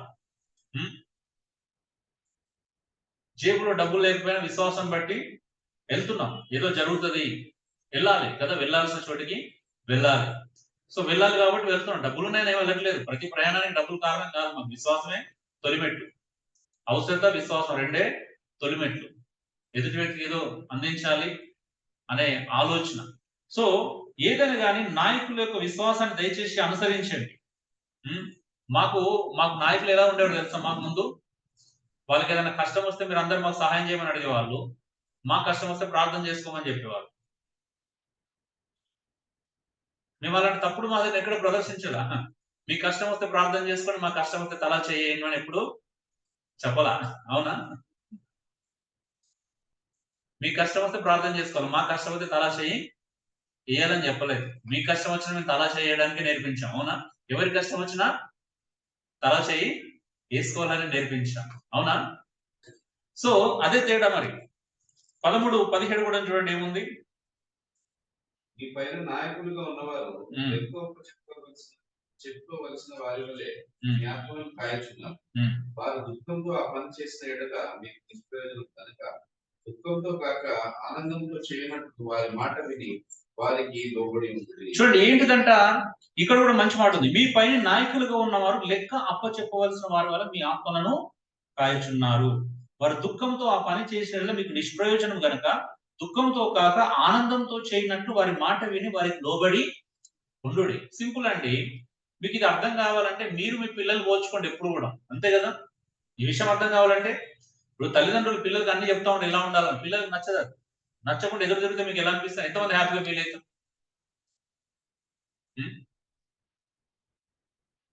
మీరు దుఃఖంతో మీ పిల్లలు పెంచినట్లయితే బాగుంటుందా మీకు? మీకు ఎప్పుడు దుఃఖం సంతోషంగా ఉంటారు? మీరు చెప్పినట్టు మీ పిల్లలు ఉంటేనే కదా, లోబడితేనే కదా. లోబడితే సంతోషంగా ఉంటారా, లోబడకపోయినా సంతోషంగా ఉంటారా? ఇప్పుడు 24 గంటలు ఫోన్లోనే ఉంటున్నారు, మీరు చెప్తే వింటలేరు, హ్యాపీగా ఉంటారా ఉండరండి? అబ్బా నేను 15-20 రూపాయలు ఇన్వెస్ట్ చేసి ఫోన్ కొనిచ్చినందుకు దాన్ని సార్థకతం చేస్తున్నారు, దాన్ని భలే వాడుకుంటున్నారని సంతోషిస్తారా లేదా? లోపల సంతోషిస్తారా, బాధపడతారా? నేను కొన్నది వేస్ట్ కాలేదని సంతోషిస్తారు కదా. నిజమేనా? సో సింపుల్ అండి. లాజిక్ ఏంటంటే అదే లాజిక్. మీ పిల్లలు మీకు లోబడపోతే మీకు ఎంత బాధ ఉంటుందో, నాయకులకు కూడా విశ్వాసం లోబడిపోతే అంతే బాధ ఉంటుంది. సేమ్. అందుకే వాళ్ళు అలా బాధపడుతూ మిమ్మల్ని బలవంతంగా కాస్తే అది మీకు సంతోషము కాదు. అంటే మీకు ప్రయోజనం ఉండదంట, నిష్ప్రయోజనం. కాబట్టి అందుకే ఏమన్నాడు, ఇప్పుడు నేను ఎంత అన్నాను ఏంటి, సంఘానికి వచ్చిన ఇష్టపూర్వకంగా రావాలి, ఏం చేసినా ఇష్టపూర్వకంగా చేయాలి. అప్పుడే అందరూ సంతోషంగా ఉంటారు. మీరు సంతోషంగా ఉంటారు, నేను సంతోషం. మీరు ఒక్కరు కూడా బలవంతంగా వచ్చిన నాకు సంతోషము ఉండదు, అంతే కదా. So simple. 24 కూడా చూడండి. సరే ఫైన్, ఓకే.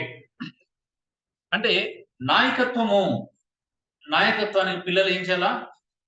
సంఘంలో ఉన్న ప్రతి ఒక్కరు లోబడాలి, అంతే కదా. మంచి కొరకు చెప్పినప్పుడు లోబడాలి, ఏదైనా వాక్యం ప్రిపేర్ కావన్నప్పుడు ప్రిపేర్ కావాలా. మీకు తెలియకుండా మీరు ఒక రెబెలియన్ స్పిరిట్ పెంచుకుంటారు తెలుసా. మీరు సిద్ధపడండి అంటే మీరు సిద్ధపడమంటే అది రెబెలియన్ స్పిరిటే కాదు, లోబడుతున్నట్టు చెప్పండి. సంఘానికి మేలు చేయండి అంటే మేము చేయమంటే లోబడుతున్నట్టు తిరుగుబాటు చేస్తున్నట్టు. సమయానికి రండి అంటే లోబడుతున్నట్టు తిరుగుబాటు చేస్తున్నట్టు, రాకపోతే మీరే చెప్పాలా. అంటే మీ జీవితంలో ఎందుకు మార్పు జరగట్లేదు ఎప్పుడైనా గ్రహించారు? పోనీ దేవుని దగ్గర కూర్చొని ప్రభావ మేము ఎంత కష్టపడ్డాం, మేము ఇంకా కొన్ని చేంజెస్ మా లైఫ్ లో మేము చూడట్లేదు అనిపించలేదు ఎప్పుడు మీకు? ఎక్కడో మిస్ అవుతున్నాం అని అనిపించలేదంటే?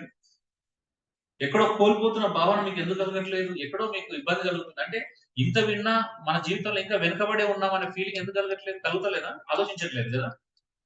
ఇంత నేర్చుకున్నాం, మేము ఎక్కడో వెనుకబడి ఉన్నాం, ఎక్కడో ఆగిపోయి ఉన్నాం, అవునా కదా. అంటే మనం ఆలోచించట్లేదు, పరీక్షించుకోవట్లేదు, మనం నచ్చినట్టు మనం చేస్తాం, అంతే సింపుల్ గా చెప్పాలంటే. సో తప్పండి, అది రైట్ కాదు. పిల్లలారా పెద్దలకు లోబడి వాళ్ళు కాయాలనుకున్నప్పుడు కాశ అవకాశం ఇవ్వండి, అవునా? అంతే కదా. కాశ అవకాశం ఇస్తే కాస్తారా, అవకాశం ఇవ్వని కాస్తారా? అవకాశం ఇవ్వాలి కదా, స్వేచ్ఛగా అవకాశాన్ని ఇవ్వాలి. అందుకే పేతురు అంటే పౌలు కొరింథీతో మాట్లాడుతున్నప్పుడు తెస్సలోనిక వాళ్ళంట వాళ్ళు మమ్మల్ని తమను తాము వారు మాకు అప్పగించుకున్నారంట. అప్పగించుకోవాలండి. ఎక్కడ వాస్తవం చెప్పాలంటే సంఘం నాయకులకి అప్పగించుకోవాలి. నాయకుడు కూడా సంఘానికి అప్పగించుకున్నట్టుగానే విశ్వాసులు కూడా సంఘం కూడా నాయకులకు అప్పగించుకోవాలి. ఈ అప్పగించుకోవడం అనేది లేదు మన దగ్గర. మన స్వేచ్ఛ ఎక్కువ, మన స్వేచ్ఛను దుర్వినియోగం చేసుకునే తత్వం మనకి. ఇంకా చూడండి ఏమన్నాడు తర్వాత, ఎవరు లోబడాలంటే అందరూ మీరందరూ ఎదుటి వారి ఎడల దీన మనసుని వస్త్రము ధరించుకుని మిమ్మల్ని అలంకరించుకుని. మీరు నాయకులకు లోబడితే ఇంకేం చేయాలంటే మీరు ఒకరి ఎడల ఒకరు ఏం చేయాలా? దీన మనస్సు అనే వస్త్రాన్ని ధరించుకోవాలి. మీరు ఒకరి పట్ల ఒకరు ఏముండాలి? మీకు మనస్సు, దీన మనస్సు ఉండాలి. ఒకరి పట్ల ఒకరి దీన మనస్సు ఉండాలి. అహంకారం మంచిది కాదు. నాకేం తక్కువ, నాకేం అవసరం, అక్కడికి వెళ్ళాల్సిన అవసరం ఏముంది అనుకున్నాం అనుకో, నాకేంది ఆయనతో మాట్లాడాల్సిన అవసరం ఏముంది అంటే స్థానిక సంఘం గురించి మాట్లాడుతున్నాం. మనం వదిలేసి వెళ్ళిపోయిన గురించి మాట్లాడట్లేదు. స్థానిక సంఘంలో మనం ఒకరి పట్ల ఒకరు ఏం చేయాలి? దీన మనస్సు అనే వస్త్రాన్ని ధరించుకోవాలా, అలంకరించుకోవాలంట. అలంకరణ అంటే అర్థం ఏంటి తెలుసా? సంఘంలో ఒక అద్భుతమైన అలంకరణ కలిగి ఉండాలని పేతురు కోరుకుంటున్నాడు. అది ఏం అలంకరణ? మీరు ఒకరి పట్ల ఒకరు దీన మనస్సు అనే వస్త్రాన్ని ధరించుకోవాలి. ఉందా మనకి దీన మనస్సు? తగ్గింపు స్వభావం కదా. మనం ఒకరి పట్ల ఒకరు ఏమి ఉండాలా? ఎవరికి వారు హెచ్చించుకోవద్దండి. అందరూ తగ్గింపు స్వభావం కలిగి ఉండాలి. నేను నథింగ్ అనే ఫీలింగ్ ఉండాలి, నేను ఏది కాదు. మనకి ఎన్ని ఆస్తులు ఉన్నా, ఏమున్నా లేకపోయినా, ఉద్యోగం ఉన్నా లేకపోయినా అందరూ ఎదురి పట్ల ఏముండాలా? ఏమి లేనట్టుగానే ఉండాలి కదా. దీన మనస్సు అనేటువంటి వస్త్రాన్ని ధరించుకుంటే అది అలంకారం అంట. నిజమే కదా? మరి ఇలాంటి అలంకరణ ఉండాలి, మనందరి లోపల కలిగి ఉండాలి. ఇంకెవరి పట్ల ఉండాలి ఈ అలంకరణ చూద్దాం. అంటే దీన మనసు ఎవరి దగ్గర కలిగి? అందుకే దేవుడు అహంకారాలను ఎదిరించి దీనులకు కృప అనుగ్రహింపజేస్తాడంట. కృప ఎవరికి లభిస్తుంది? దేవుని యొక్క లాజిక్ మనకు అర్థం కావాలండి. దేవుడు ఎప్పుడు కూడా ఒక అద్భుతమైన వాడు. మనం ఏమనుకుంటాం అంటే మనం ఏదైనా సాధించగలుగుతాం అని అనుకుంటాం కదా. చిటికలేస్తే దేవుడు మన తోడు ఉంటాడు. ఎవరికి ఉంటాడు? దీనులకు మాత్రమే తోడు ఉంటాడు. ఇప్పుడు కళ్యాణ్ ఎంత కష్టపడినా ఏం పోవాలి ప్రార్థన చేస్తాం, ప్రభా నేను ఎంత కష్టపడినా నీ కృప లేకపోతే ప్రయోజనం లేదు ప్రభా, దీనుడైన వేడుకుంటున్నాను నాకు సహాయము దయచేయి అంటే ఆ దీనుడు ఎవరైతే ఉంటాడో వాళ్ళకి కృప అనుగ్రహించబడుతుంది. మనం ఏమనుకుంటాం అంటే చాలాసార్లు మన శక్తి సామర్థ్యాలను బట్టో లేకపోతే మనం ఏదో సాధించడం ఫీల్ అవుతాం. క్రైస్తవునికి ఏముండో కూడా తెలుసా అండి? అహంకారము ఉండకూడదు. అందుకే దీనులకు దేవుడు కృప ఎవరికి ఇస్తున్నాడు ఒకసారి యాకోబు 4:7 ఒకసారి చూడండి. యాకోబు 4 కూడా గమనించండి. 6-7 వచనాలు చదవండి ఒకసారి. యాకోబు రాసిన పత్రిక 4:6-7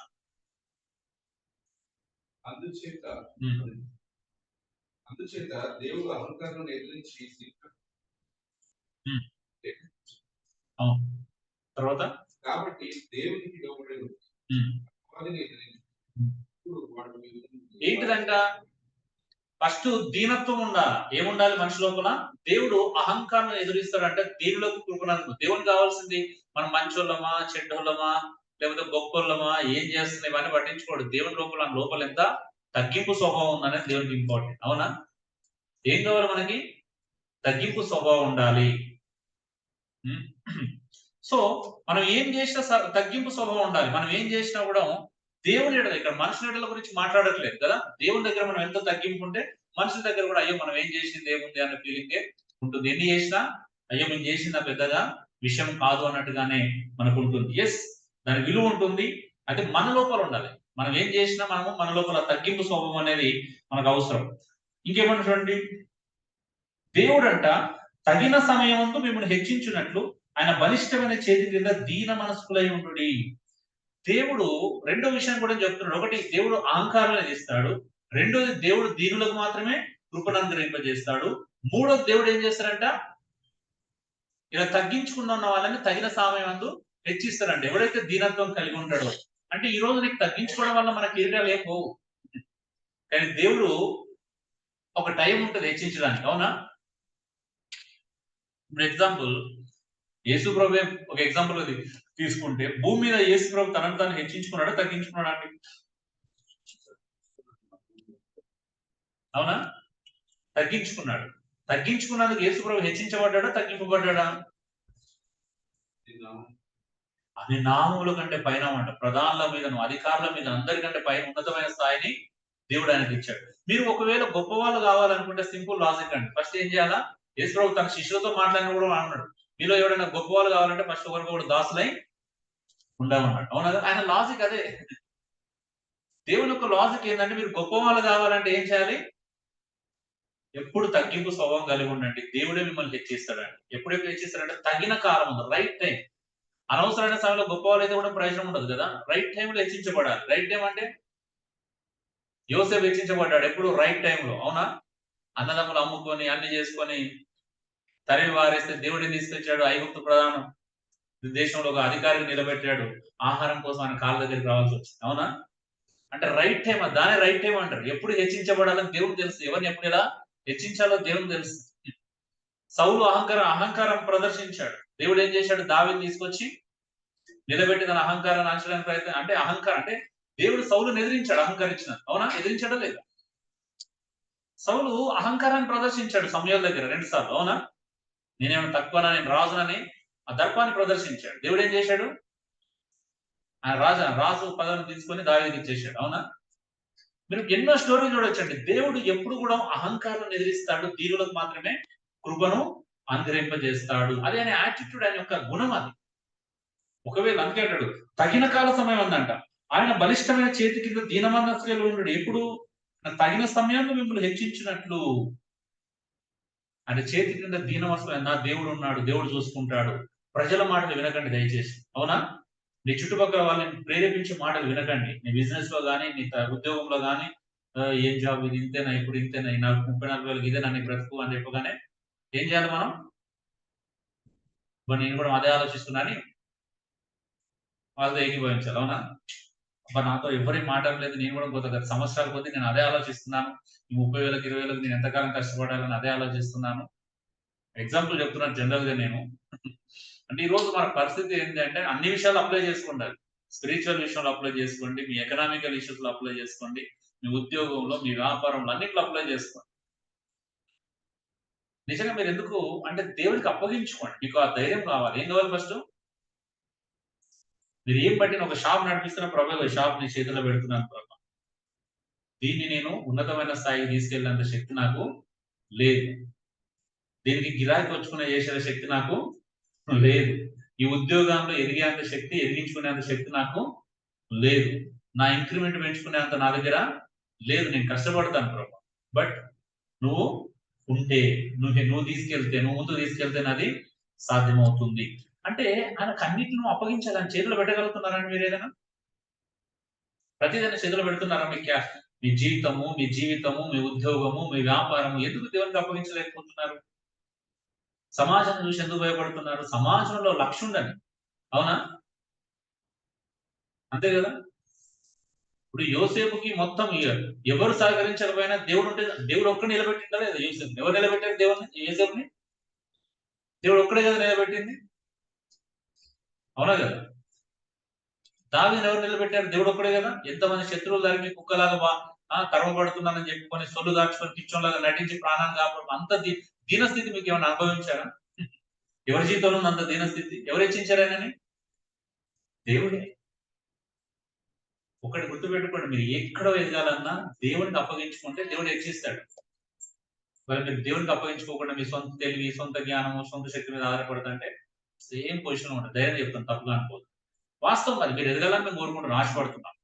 దేవుడు మీ జీవితంలో అన్ని విషయాల్లో ఉండాలి. మీ ఆధ్యాత్మిక జీవితంలో మార్పు రావాలన్నా, అన్ని రకాలుగా మీ అప్పులు తెచ్చాలన్నా కూడా, ఇప్పుడు అప్పు మేము చెప్తాం, అప్పు చేయొద్దు, కంటెంట్మెంట్ తో బ్రతకమని చెప్తాం. అవునా? నాయకులు ఏమని చెప్తాం?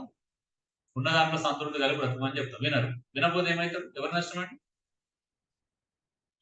ఎవరు నష్టపోతున్నారు అక్కడ? చెప్పినోడా విననోడా?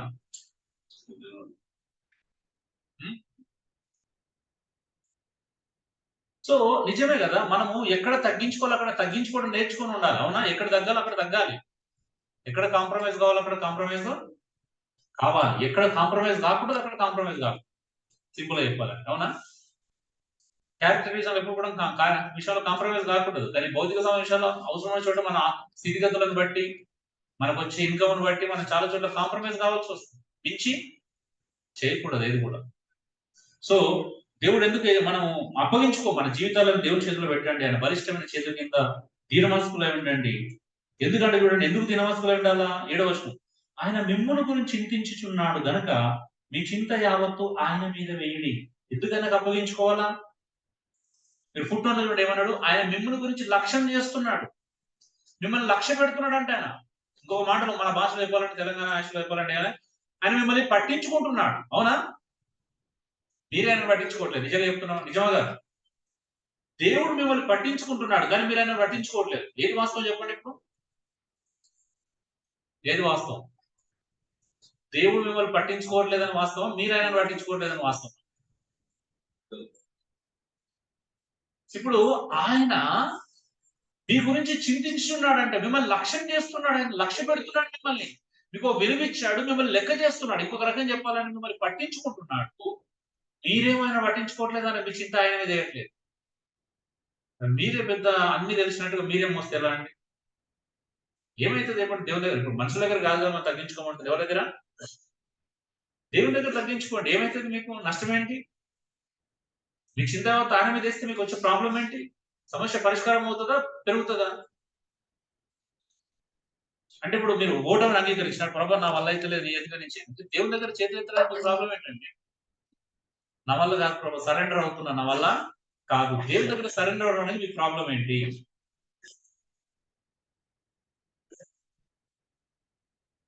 లోకంలో గౌరవం పోతుందన్నా, లోకంలో మర్యాద పోతుందన్నా, లోకంలో సమస్యలు ఎట్లా మనకు ఇబ్బంది అవుతుందన్నా, దయచేసి dear brothers and sisters surrender to your God. అవునా? దేవునికి మిమ్మల్ని మీరు అప్పగించుకోండి, లోబడండి.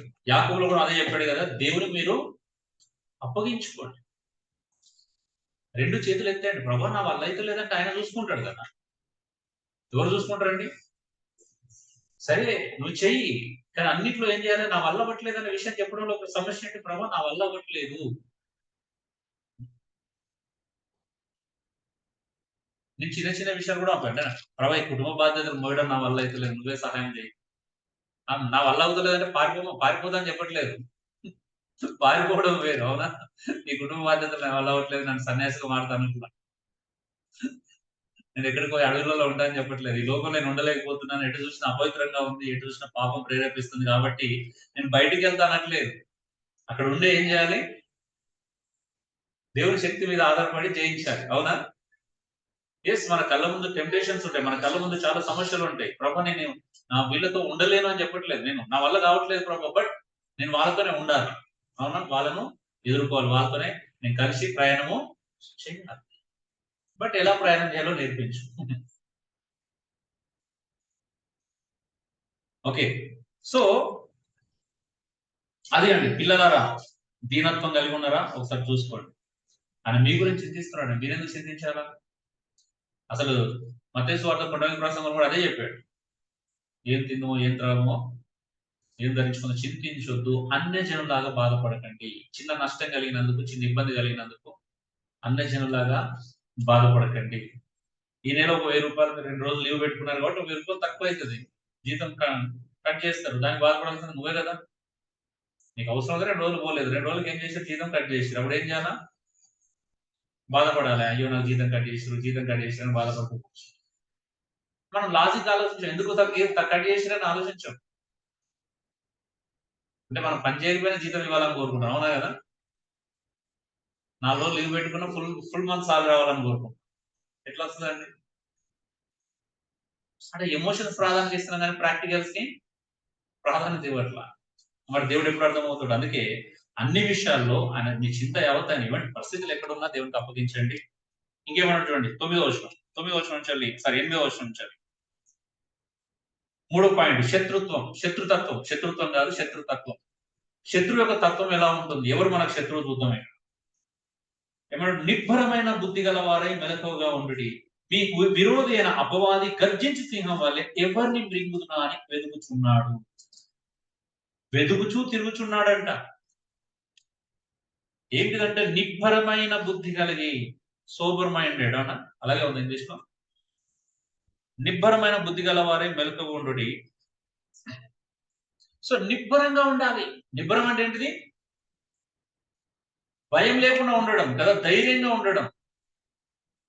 అంటే మన జీవితంలో ఎన్ని శ్రమలు వచ్చినా, ఇక్కడ పైన శ్రమల గురించిన కాంటెక్స్ట్. అవునా? ఎన్ని శ్రమలు వచ్చినా, ఎన్ని కష్టాలు వచ్చినా, దేవుని కొరకు ఎలాంటి స్థితిని మనం అధిగమించాల్సి వచ్చినా ఏముండాలంట? నిబ్బరమైన బుద్ధి కలగాలి. ఈ నిబ్బరమైన బుద్ధి లేకపోతే ఏమైతే ఓడిపోతాం, మనం గివప్ ఇచ్చేస్తాం. మన వల్ల కాదని చెప్పేసి ఏం చేస్తాం? అంతే కదా, వెనకబడిపోతాం. అందుకే ఇప్పుడు చదువు కొంతమంది ఎందుకు మానేశారంటే ఎగ్జామ్ రాయాల్సి వస్తుంది, నా వల్ల కాదనే వెనకబడిపోయారు. అవునా? కష్టపడి చదువుకున్నాడు, ముందుకు వచ్చాడు. చదువుకున్నాడు 10th దగ్గరనే ఆపేసుకున్నాడు. అవునా? ముందుకెళ్తే పరీక్షలు రాయాల్సి వస్తుంది, చదవాల్సి వస్తుంది, కష్టపడాల్సి వస్తుంది. అంటే మనం ఎదుర్కోవాలి. ధైర్యంగా ఉన్నోడే ముందుకెళ్తాడు. ధైర్యం లేనివాడు ఏం చేస్తాడు? ఏ విషయంలో ధైర్యం కావాలి. చదువుకున్నానికి పరీక్షలు అంటే భయం ఉండకూడదు. అవునా? చదువు అంటే భయం ఉండకూడదు.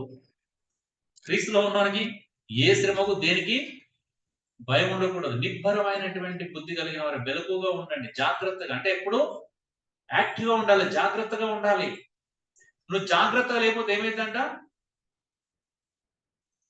అపవాది అంట ఎవరిని మింగుతున్నా అని గర్జి సింహం వాళ్ళు ఏం చేస్తున్నాడంట? వెతుకుతూ తిరుగుతున్నాడంట. ఎవడు దొరుకుతాడు ఇప్పుడు నాకు బలి? శత్రుతత్వం ఏంటంటే నిన్ను ఓడించడం. అవునా? నిన్ను మృంగివేయడం, నిన్ను బలహీనునిగా చేయడం, నిన్ను లేవకుండా చేయడం శత్రుతత్వం. నిన్ను నిరాశకు లోను చేయడం. శత్రువు నీ మీద దాడి చేసి ఒక ఆయుధం ఏంటి తెలుసా? డిప్రెషన్. ఏం జరగట్లేదు ఇట్లా. ఎంత కష్టపడినా ఏం మిగలట్లేదు. ఎట్లా? ఎంత జీతం వచ్చినా అదైపోతున్నాం. ఏం చేసినా అంటే డిప్రెషన్ అనేది నీ మీద మొట్టమొదటిగా సాతాను ప్రయోగించే అస్త్రం అండి. మీరు కావాలంటే ఎక్కడైనా చెక్ చేస్తారు. మనకు కావాల్సిన డిప్రెషన్ కుళ్ళిపోవాలా. మింగడం అంటే ఏంటిది? ఇప్పుడు అమాంతం వచ్చి నేను మొత్తాన్ని మింగడం అంటే అర్థమేంటి? నిన్ను దేవునికి దూరం చేయడం. విశ్వాసం లేకుండా చేయడం. అంటే నిన్ను దేవుని మీద నీ చింత చేయకుండా చేయడమే. అవునా? అరే నువ్వు దేవుని మీద చేయకు. ఆలోచించు ఒకసారి లోకాన్ని చూడు. ఎవరి పని ఆళ్ళు చేసుకుంటున్నారు. హ్మ్. పోల్చుకోవాలి. పక్కోళ్ళందరితో పోల్చుకుంటా ఉంటే పెరుగుతదా డిప్రెషన్ తగ్గుతదా? సో నువ్వు డిప్రెషన్ గురి చేస్తాడాడు. ఫస్ట్ నిన్ను దేవుని నుండి దూరం చేయడమే. నీ శ్రమల వలన, నీ కష్టాల వలన నువ్వు డిప్రెషన్ గురయ్యేలా చేస్తాడు. క్రైస్తవుడు అనేవాడు శ్రమను బట్టు, కష్టాన్ని బట్టు డిప్రెషన్ గురిగాడు. కాకూడదు అసలు చెప్పాలి అంటే. అవునా? అవుతారండి? అన్ని బైబిల్‌లోనే ఉన్నాయి కథలు. ఎంత డిప్రెషన్ గురయ్యారు శద్రకు, మేషాకు, అబేద్నెగోలు కదా! అగ్నిగుండంలో పడేసినందుకు ఎంత ఘోరంగా డిప్రెషన్ గురి కాలేదా? బయటికి రాగానే సైకియాట్రిస్ట్‌ని కన్సల్ట్ చేసి కౌన్సెలింగ్ తీసుకోలేదా వాళ్ళు? ఎన్ని సిట్టింగ్‌లు అయినాయి చూడండి వాళ్ళకి. బయట పడడానికి. దానియేలు అంతే సింహపురంలో పడేసినందుకు ఘోరమైన డిప్రెషన్ గురి కాలే? యోసేపు అన్నదమ్ములు తనను అమ్ముకున్నందుకు ఎంత డిప్రెషన్ గురైండండి? ఎంతమంది పంచుకున్నాడు? చూసినావా నా అన్నదమ్ములు ఎంత చెడ్డోళ్ళు, ఎంత భయంకర వ్యక్తులు, సొంత తమ్ముడని చూడకుండా నన్ను చంపాలని చూశారు. అమ్ముకున్నారని ఎంత డిప్రెషన్ గురయ్యాడు కదా! హ్మ్. పోతిఫర్ ఇంట్లో అంత నమ్మకంగా పనిచేసినందుకు, రేప్ కేసు బయటపడినందుకు చూసినావా? ఈ ఆఫీస్ అంతట్లో, ఈ ఇంట్లో అంతట్లో నా అంత నమ్మకంగా ఎవడు పని చేయలేదు. అయినా నా మీద రేప్ కేసు పెట్టిందని ఘోరంగా డిప్రెషన్ గురి కాలే? జైలుకెళ్ళిన తర్వాత పాపం ఇద్దరు వ్యక్తులకైనా దర్శనం ద్వారా వాళ్ళ కళలకు భావం చెప్పి హ్మ్. అది చెప్పిన తర్వాత వాళ్ళు కాపాడుతారు. నేను బయటికెళ్ళిన తర్వాత రాళ్ళతో మాట్లాడి నేను బయట ఇడిపిస్తా అని చెప్పినందుకు వాళ్ళు మాట ఇచ్చి తప్పినందుకు ఘోరంగా డిప్రెషన్ గురి కాలేదా? ఎండలేదా యోసేపు? దావీదును రాజుని చేస్తా అని 12 సంవత్సరాలు అడవులలో, ఎడారులలో తప్పించుకొని తిరుగుతూ 12 సంవత్సరాలు డిప్రెషన్‌లో ఉన్నాడా లేదా దావీదు? ఉన్నాడా? ఏం లేడు దావీదు. ఆ శ్రమలలో కూడా ఏమన్నాడు? దేవుని స్తుతించమంటున్నాడు. అవును కదా! ఆయన కృప నిరంతరం ఉంటది. ఆయన కృపను పొగుడుతున్నాడు. ఆయన కృపను గురించి వాడుకున్నాడు. గానం చేయమన్నాడు. స్తుతించమన్నాడు. అవునా? ఎక్కడండి డిప్రెషన్ గురి? పౌలు, సీలలు అర్ధరాత్రి చెరసాలలో పెట్టినందుకు డిప్రెషన్ గురి కాలేదా? డిప్రెషన్ గురై ఏం చేసిర్రు? ఆ? సెంటిమెంట్ సాంగ్ వాడుకున్నారు కదా! పాట స్తుతించుకుంటూ వాడిర్రా? ఏం చేసిరంటారు? అర్ధరాత్రి పౌలు, సీలలు ఏం చేసిరంట? కీర్తనలు పాడుచుండిరి. దేవుని పొగిడారు. ఆమెన్. డిప్రెషన్ ఉంటే నీకు డిప్రెషన్‌లో దేవుని బలాన్ని నువ్వు చూడలేవు. అవునా? ఒక్కసారి సంతోషించు. అదే విషయంలో సంతోషించు. నువ్వు దేవుని బలం ఏంటిదో చూస్తావు. మీరు డిప్రెషన్‌లో ఉన్నంత కాలం దేవుని శక్తిని చూడలేరు. గుర్తుపెట్టుకోండి. ఒక్కసారి గుర్తుపెట్టుకోండి. మీరు చింతలో ఉన్నంత వరకు, వ్యాకులతో ఉన్నంత వరకు, బాధతో ఉన్నంత వరకు మీరు దేవుని శక్తిని అనుభవించలేరు. నిజమా కాదా? హ్మ్. సంతోషించండి. అక్కడ కూడా సంతోషిస్తే అప్పుడు ఇంకా దేవుని యొక్క శక్తి నీలో పరిపూర్ణమైంది. చూడండి. పౌలు, సీలలు అర్ధరాత్రి పాటలు పాడితే ఏం జరిగింది? చెరసాల పునాదులు కదిలించబడ్డాయి. ఆ! దానియేలు సింహబోనులో నిలబడినందుకు దేవుడు సింహాల నోళ్ళు మోయించాడు. షద్రకు, మేషాకు, అబేద్నెగోలకు అగ్ని కాల్చకుండా చేయగలిగాడు. యోసేపును అక్కడ నుండి నిలబెట్టి ఐగుప్తులో ప్రధానం చేశాడు. అవునా? దావీదును రాజుని చేశాడు. డిప్రెషన్ గురిగాలే. వాళ్ళు అందుకున్న శ్రమలు. యోబు అదంతా కోల్పోయిన డిప్రెషన్ గురయ్యాడా? హ్మ్. సొంత భార్య కూడా డిప్రెషన్ గురి చేయాలని ట్రై చేసింది. అవునా? స్నేహితులు వచ్చి కూడా డిప్రెషన్ గురి చేయాలని చూశారు. అవునా? ఆయన ఒత్తిడి గురి చేయాలని చూసారా లేదా?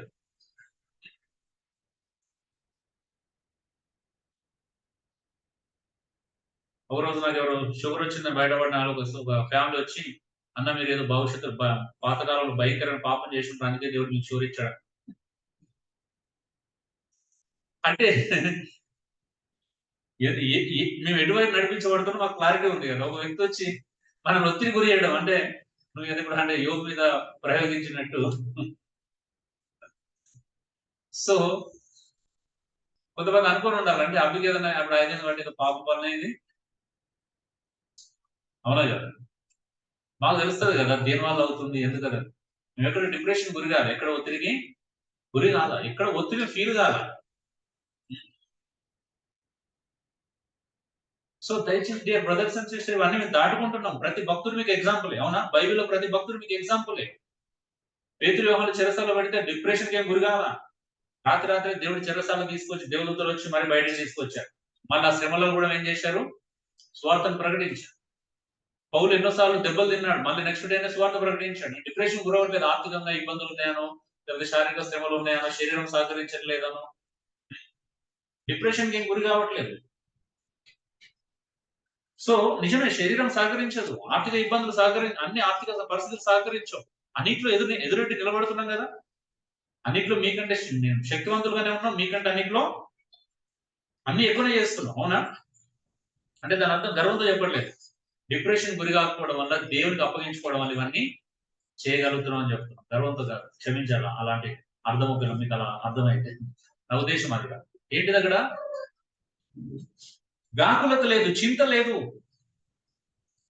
బాధ ఉంది. బాధ ఎందుకంటే అందరూ సపోర్ట్ చేస్తే ఇంకెక్కువ వెళ్తాం, ముందుకు వెళ్తాం అనే బాధ లేదు కదా. సో అందరు బాధ్యతలు నిర్వర్తిస్తే ప్రాబ్లం సాల్వ్ అవుతుంది తొందరగా. చూడండి, అందుకే శత్రువు తత్వం ఏంటిదంటే మన నిరాశ గురి చేయడం, చింతించేలా చేయడం. కానీ దేవుని యొక్క ధైర్యం ఏంటి? మనల్ని చింతతనం, మన చింత ఆయన మీద మోయడం. ఇంత అద్భుతమైన విషయం కదా. దుష్టుడు ఏం చేస్తున్నాడు? శత్రువు అంట, కింద పుట్టినోళ్ళు అపవాది ఏం చేస్తున్నాడు?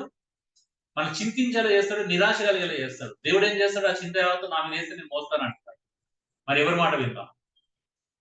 మీ ఇష్టం. మీరు అపవాది మాట వింటే మీరు ఇంకా కృంగిపోతారు.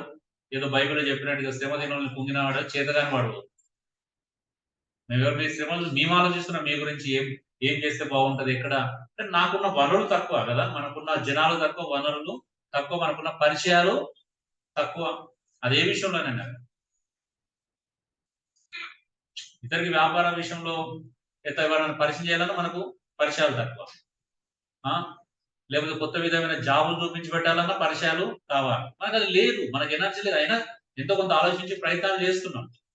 వ్యాపార సలహాలు, మనకు తెలిసిన చిన్న చిన్న సలహాలు ఇచ్చి డెవలప్ చేయాలని, కొంచెమన్నా ఉపయోగపడుతుందని చెప్పడానికి ట్రై చేస్తున్నాం. ఈవెన్ మనం ఏదన్నా ఇంకా ఇతర వివాహ కార్యక్రమాలు చేయాలన్నా కూడా మన పరిచయాలు చాలా తక్కువ. మనకున్న పరిచయాలు మనం వెతకడం చాలా కష్టం. అంటే మనకున్న కొద్ది పరిచయాల్లో మనకు ఆర్థిక వనరులు తక్కువనే కదా, అన్ని రకాల వనరులు తక్కువ. వివాహానికి సరైన వ్యక్తులను చూడడం మనకు వనరులు కూడా తక్కువనే.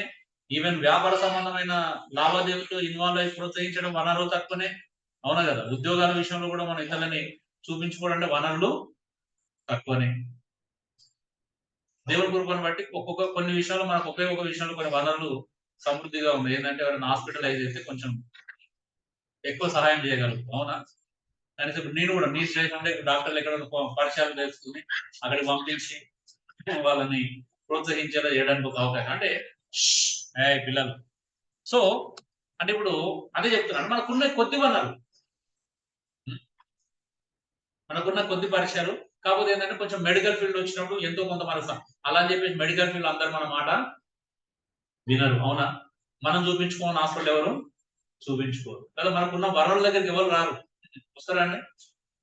ఇక్కడ ఈ హాస్పిటల్ చూపించుకోండి తక్కువ అయితే ఎవరైనా మన మాట వింటే ప్రాబ్లం ఉండదు. మనకున్నాయి చిన్న చిన్న వనరులు, ఇలాంటివి ఉన్నాయి.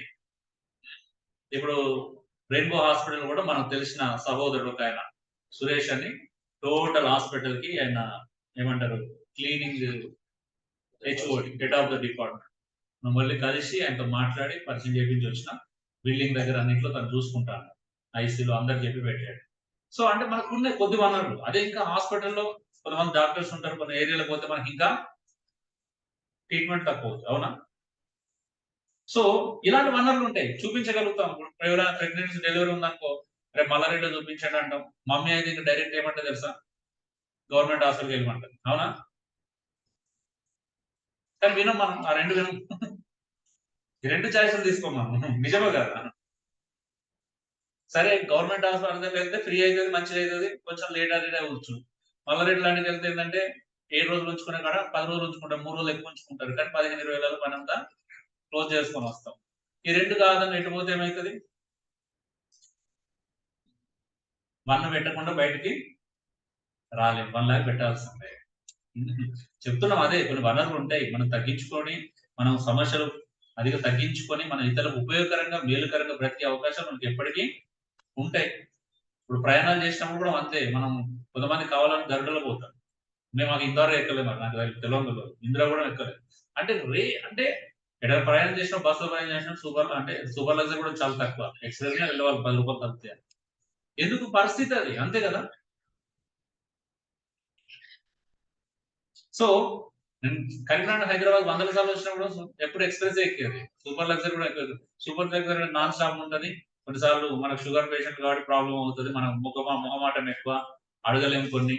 ఎక్స్ప్రెస్ అయితే 2 లాభాలు నాకు, ఒకటి డబ్బులు తక్కువ అయితే, ఒకటి ఒక స్టాప్ ఉంటుంది. అది మన చేతుల్లో ఉంటుంది నిర్ణయించుకోవడం. సో కొన్ని తప్పవు, అలా అని చెప్పేసి అన్నిట్లో మనకు కాంప్రమైజ్ అవకాశం ఉంటుందని చెప్పలేదు. కొన్ని కాంప్రమైజ్ కాని విషయాలు కూడా ఉంటాయి. అక్కడ కాకండి, అయ్యేకాడ ఇవ్వండి, అంతే కదా. స్కూల్ మన చాయిసే కదా, హాస్పిటల్ చాయిస్, స్కూలు చాయిస్. 1,00,000 పెట్టి చదివించే కాడ 20,000, 30,000 కూడా చదివించుకోవచ్చు, అది మన చాయిసే. హాస్పిటల్ కూడా చాయిసే, 1,00,000 పెట్టి దగ్గరికి వెళ్ళొచ్చు. జ్వరం వస్తే నువ్వు యశోద్ లాంటి హాస్పిటల్కి వెళ్తే ఏం చేస్తారు, జ్వరాన్ని కాడ 50,000 రూపాయలు బిల్ అయితే, అదే నార్మల్ హాస్పిటల్కి వెళ్తే 2-3 వేలు అయితే, అదే ఆర్ఎంపీ దగ్గరికి పోతే 500-600 కూడా అయిపోతుంది, అవునా. అదే మరి మన చాయిస్ అది. ఓకే, అంటే వైరల్ ఫీవర్స్ అవి అయితే మనం ఏం చేయలేం. ఇక్కడ నుండి ప్రయత్నం చేస్తే ఇక్కడికి పోతే అక్కడ పోతాం, అది వేరే సిచ్యువేషన్. సో ఏదైనా మన చేతిలో కొన్ని ఉంటాయి, తగ్గించుకునేవి మనకు ఉంటాయి. సో అది ఆలోచించండి. ఓకే, 9వ వచనం. లోకమందున్న మీ సహోదరులకు ఈ విధమైన శ్రమలే నెరవేర్చున్నవని ఎరిగి విశ్వాసమై స్థిరులై వారిని ఎదిరించండి. స్థిరత్వం క్రైస్తవునికి ఉండాల్సింది ఏంటిదంట, 4 పాయింట్ స్థిరత్వం. నువ్వు ఎక్కడ ఉండాలి స్థిరత్వం, విశ్వాసంలో స్థిరంగా ఉండాలి. విశ్వాసం కదిలించబడకూడదు, విశ్వాసం తొట్టిల్లకూడదు, విశ్వాసం అనేది కదల్చబడకూడదు, కదలని వారిగా ఉండాలి. విశ్వాసం ఎక్కడ, ప్రపంచంలో ఎన్ని మార్పులు జరిగినా నీ విశ్వాసంలో మార్పు జరగకూడదు. ఆమేన్. అందుకంటే విశ్వాసం కర్తవ్యం దాన్ని కొనసాగించేవాడైనా యేసు వైపు చూస్తూ నీ ముందుంచబడిన పరుగు పందులు ఓపికతో పరిగెత్తండి. ఈ శ్రమలలో విశ్వాసాన్ని ప్రదర్శించండి. ఇప్పటిదాకా మనం చెప్పుకున్న భక్తులందరూ శ్రమలలో విశ్వాసాన్ని కోల్పోనివారు, అవునా. కోల్పోయారు వాళ్ళు విశ్వాసాన్ని, కోల్పోలేదు. శ్రమ వచ్చినప్పుడు, కష్టం వచ్చినప్పుడు ఎందుకు విశ్వాసాన్ని కోల్పోతున్నావు? నువ్వు విశ్వాసాన్ని కోల్పోయిన అంటే నువ్వు ఆ సాతాన్ని ఎదిరించలేదు, అవునా. నువ్వు విశ్వాసంలో స్థిరంగా ఉంటేనే అప్పుడు వాడిని ఎదిరించడం అంటే. సాతాన్ని ఎప్పుడు ఎదిరించగలుగుతావు, దేని ద్వారా ఎదిరించగలుగుతావు? నీకు వ్యాపారం నష్టం వస్తే లాభం సంపాదించుకుని ఎదిరించలేవు, ఫస్ట్ ఎక్కడ ఎదిరించాలా? నువ్వు నెక్స్ట్ లాభం సంపాదించుకునే స్థాయికి వెళ్ళాలంటే ఫస్ట్ ఏం చేయాలా? విశ్వాసంలో స్థిరంగా ఉండి సాతాను అపవాదిని ఎదిరించాలి. సో ఎందుకు మనకు ఆ స్థిరత్వం లేదు? ఈ రోజు వరకు బ్రతుకుతుంది ఏంటంటే విశ్వాసంలో స్థిరత్వం కలిగే ఉండగలుగుతాం. విశ్వాసంలో స్థిరంగా ఉంటే నిన్ను ఎవరు ఏమీ చేయలేదు, నువ్వు పారిపోవు. ఎవరు పారిపోవాలి మన దగ్గర నుండి? సాతాను పారిపోవాలన్నాడు, అవునా. సాతాను మనం పారిపోవాల్సింది, అపవాది పారిపోవాలి. మనల్ని శోధించేటువంటి వాడు, మనల్ని మింగుదాన్ని చూసి మనల్ని కృంగదీసి మనల్ని పాడు చేయాలనుకున్న సాతాను పారిపోవాలా. నీకు యేసు ప్రభువును వెంబడించినందుకు ఖచ్చితంగా శ్రమలు ఉంటాయి, ఆ కష్టాలు ఉంటాయి. వాటన్నిటిలో నువ్వేం చేయాలా? నిబ్బరమైన బుద్ధి కలిగి స్థిరంగా ఉండాలి. ప్రతి చింత దేవుని మీద వేయాలి. విశ్వాసంలో నువ్వు స్థిరంగా ఉండి దేవుణ్ణి ఏం చేయాలా? సాతాన్ని, అపవాదిని ఎదిరించాలి. యాకోబు కూడా ఏమన్నా అప్పుడు మనం ఎదిరించినప్పుడు వారిపోతారు. ఎప్పుడు ఫస్ట్ దేవునికి లోబడి ఉండాలి, అవునా. నువ్వు దేవునికి లోబడకుండా అపవాదిని ఎదిరించలేవు. నీ శత్రువుని జయించాలంటే దేవుని మీద ఆధారపడాలి, దేవుని మీద విశ్వాసము ఖచ్చితంగా ఉండాలి. అందుకే స్థిరులై ఉండండి. విశ్వాసం కదలని వారుగా ఉండాలి. వినుట వల్ల విశ్వాసం కలుగును, వినుట క్రీస్తుని గురించి మాటగలను. అంటే ఆయన విని వచ్చాం, రక్షించబడ్డాం కదా. ఆ రక్షణలో నువ్వు స్థిరంగా ఎదగాలి అని అంటే మళ్ళీ ఆయన మాటలు వినాలి ఎప్పటికది మనల్ని. అందుకే ఆదివారం ఒక్క పూట సరిపోదండి ఆయన మాటలు మన విశ్వాసాన్ని బలపడ్డారు, అవునా. సరిపోతుందా? నిజంగా సరిపోదు. నాకైతే సరిపోదు, మీకు సరిపోతుందో నాకు తెలియదు. కానీ ఈ ఆదివారం 1 గంట సేపు మాటలు సరిపోవు. గంటన్నర మాటలు బలంగా ఉండడానికి సరిపోవు. 10వ వచనం చూద్దాం, దేని గురించి మాట్లాడు. తన నిత్య మహిమకు క్రీస్తునందు మిమ్మల్ని పిలిచిన సర్వకృపానిధి దేవుడు కొంచెం కాలం మీరు శ్రమపడిన పిమ్మట తానే మిమ్మల్ని పూర్వులుగా చేసి స్థిరపరిచి బలపరచునంట. యుగ యుగములకు ప్రభావం కలుగును గాక. ఆమేన్. యుగ యుగములకు ప్రభావం ఆయనకు కలుగును గాక. ఆమేన్. సంపూర్ణత్వం 5వ పాయింట్ ఏం తెలుసా? సంపూర్ణత్వం.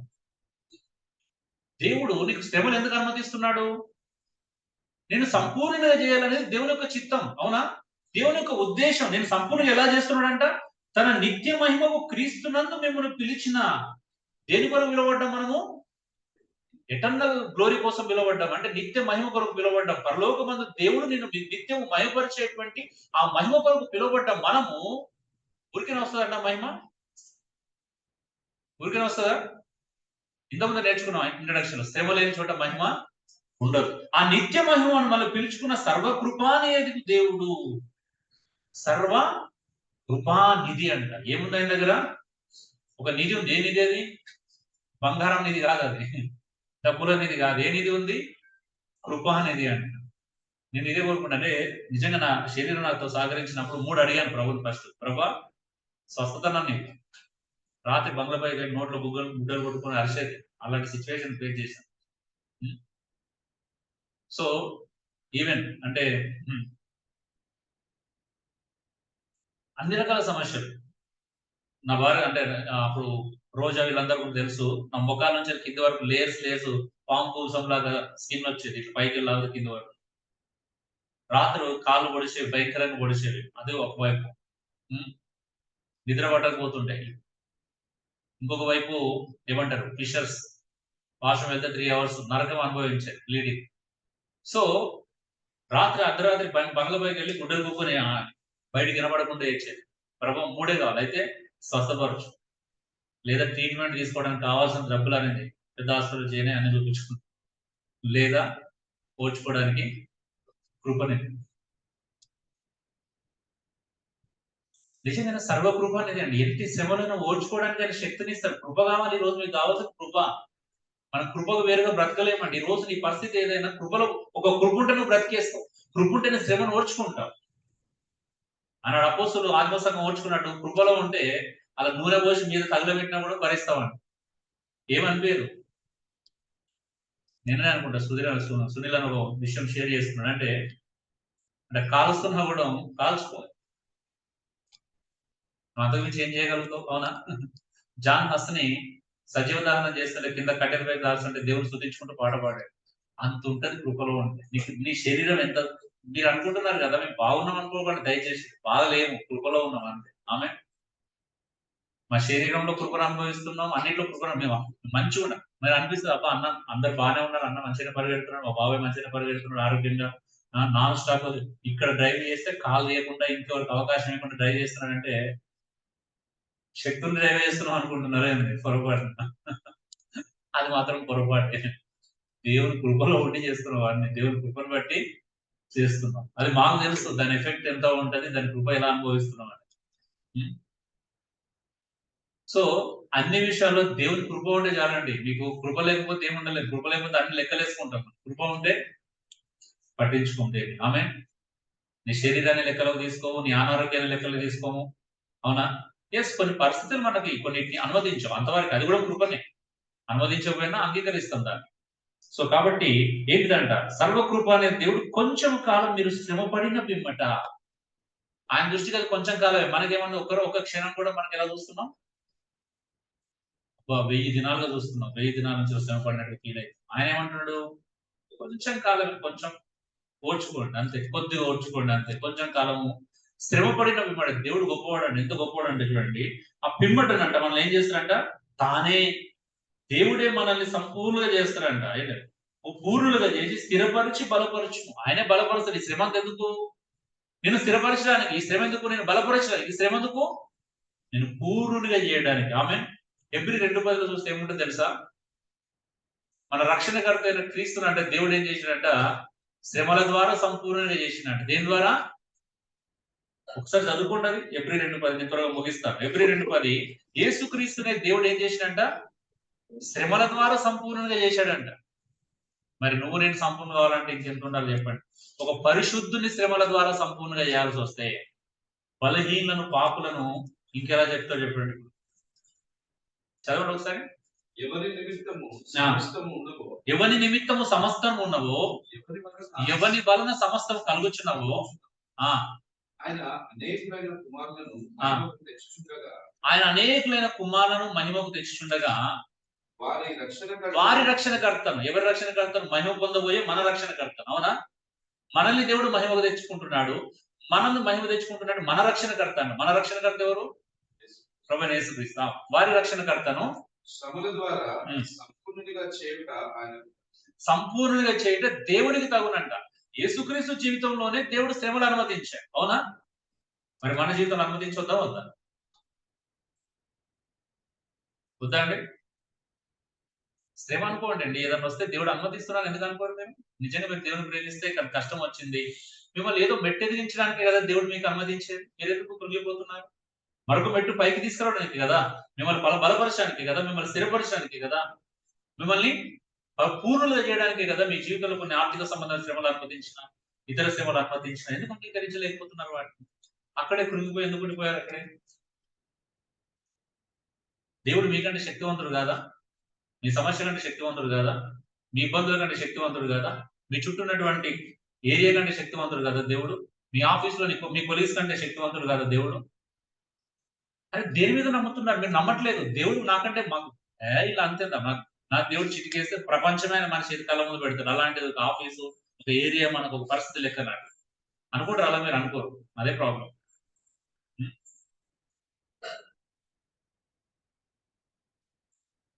అంటే నీకు నేర్పించడానికి ఇవి, నువ్వు ఎదగడానికి. అవునా? నువ్వు నేర్చుకుంటలేవు, అక్కడే అయిపోతావు. నేర్చుకోకపోతే ఏమైతుంది? అక్కడే ఆగిపోవాలి. సంపూర్ణ కావాలంటే దేవుని యొక్క ఉద్దేశం అది. మనం అందరం పూర్ణులం కావాలి, సంపూర్ణం కావాలి, లోపం లేని వారు కావాలి. నిలబడాలి అంటే ప్రతి శ్రమ, ఆ దీనత్వం రావాలంటే కూడా శ్రమ వల్లే సాధ్యం. అవునా? యేసు శ్రమల వల్ల ఏం నేర్చుకున్నాడంట? విధేయతను నేర్చుకున్నాడు. శ్రమ నిన్ను ఒక వ్యక్తిగా మారుస్తుంది, ఒక మంచి మనిషిగా మారుస్తుంది. మీకు అన్ని కంఫర్ట్ ఉంటే మీకు ఎలా దీవులు అవుతారండి? తగ్గించుకునే స్వభావం వస్తుంది అప్పుడు రాదు. ఇతరుల దగ్గర మనం లొంగాలి తగ్గించుకోవాలంటే ఏం కావాలా? లైఫ్ లో ఒక్కసారైనా జీరో కావాలి. ఆమె ఎప్పుడు హీరో ఉన్నాడు తగ్గించుకోలేడు. అవునా? నువ్వు లైఫ్ లో జీరో కావాలంటే ఖచ్చితంగా జీరో కావాలి. మేమంటే జీరో నుండి స్టార్ట్ చేసినాం కాబట్టి మాకు ప్రాబ్లం అనిపిస్తలేదు. ఇప్పుడు మీరు ఎదగాలనుకుంటే జీరో కావాల్సిందే. అవునా? మేము జీరోకి అప్పగించుకున్నాం స్టార్టింగ్ లోనే. ఇంకెక్కడ హీరో అవడానికి ప్రయత్నము చేయలేదు. సో జీరో అవుతాయి కదా, మీకు ఆయన శక్తి ఏంటిదో, మీకు ఆయన యొక్క ఏం చేయగలుగుతాడో దాని ద్వారా మీకు కలిగే మేలు ఏంటో మీకు తెలిసి మీరు పరిపూర్ణులు కావాలా, స్థిరపరచబడాలి, బలపరచబడాలి అంటే ఆయన శ్రమలు అనుమతించాలి. క్రీస్తు కొరకు బ్రతుకుతా శ్రమలు వస్తాయి. ఆ శ్రమలు మీ మేలు కోసమని నమ్మండి. ఎంతమంది దుఃఖముఖులై ఉంటారు చెప్పండి? ఎంతకాలము బాధతో ఉంటారు? నీ బాధ ఇంకొకరి బాధనే ఎప్పటికి కూడా గుర్తుపెట్టుకో. నీ బాధ ఇంకొకరి బాధ, నీ విశ్వాసం ఇంకొకరి ధైర్యం. దేవుడే ఉన్నాడు. మనం వెళ్తున్నప్పుడు, ఇంకా కారులో వెళ్తున్నప్పుడు ఇంట్లో లైట్లు ఆఫ్ చేసిరా లేదని టాపిక్ వచ్చింది అశోక్. మాకు రెయిన్ కన్నా మాట నాకు బాగా నచ్చింది. నా మనసులో 10 సార్లు 20 సార్లు మెడిటేషన్ చేస్తుంది. అరే ఏమైంది ఇప్పుడు, ఏం చేస్తాం? మధ్యలో వచ్చినా ఏదైనా ఉంటే జ్ఞాపకం చేయాల్సింది ఇంటి దగ్గర వచ్చేసినాము. 50-100 కిలోమీటర్లు వెళ్ళిన తర్వాత ఇప్పుడు జ్ఞాపకం చేసి వెనకెళ్తామా? వెనకెళ్ళి ఉండదు, ఏమైతుంది అంటే అదే కావాలా. కొన్నిటికి మనం ఏం చేయలేము. అవునా? కొన్నిసార్లు నాకు కూడా ధైర్యం ఉండదు. అంటే కొన్ని విషయాలు అంటే నాకు దైవిక విషయాలు చాలా ఉంటది. సో అంటే అలా ఉంటేనే హ్యాపీగా ఉండగలుగుతాం కదా. దాన్ని తలంచుకుంటే జర్నీ అంతా బాధనే కదా, సంతోషంగా ఉండలేము కదా. అయిపోయింది, ఇప్పుడు దానికి ఏం చేయలేము. నేను కూడా కోరుకుంటా అంటే ప్రతి వ్యక్తి దగ్గర నుండి ఏదో నేర్చుకునేది ఉంటది.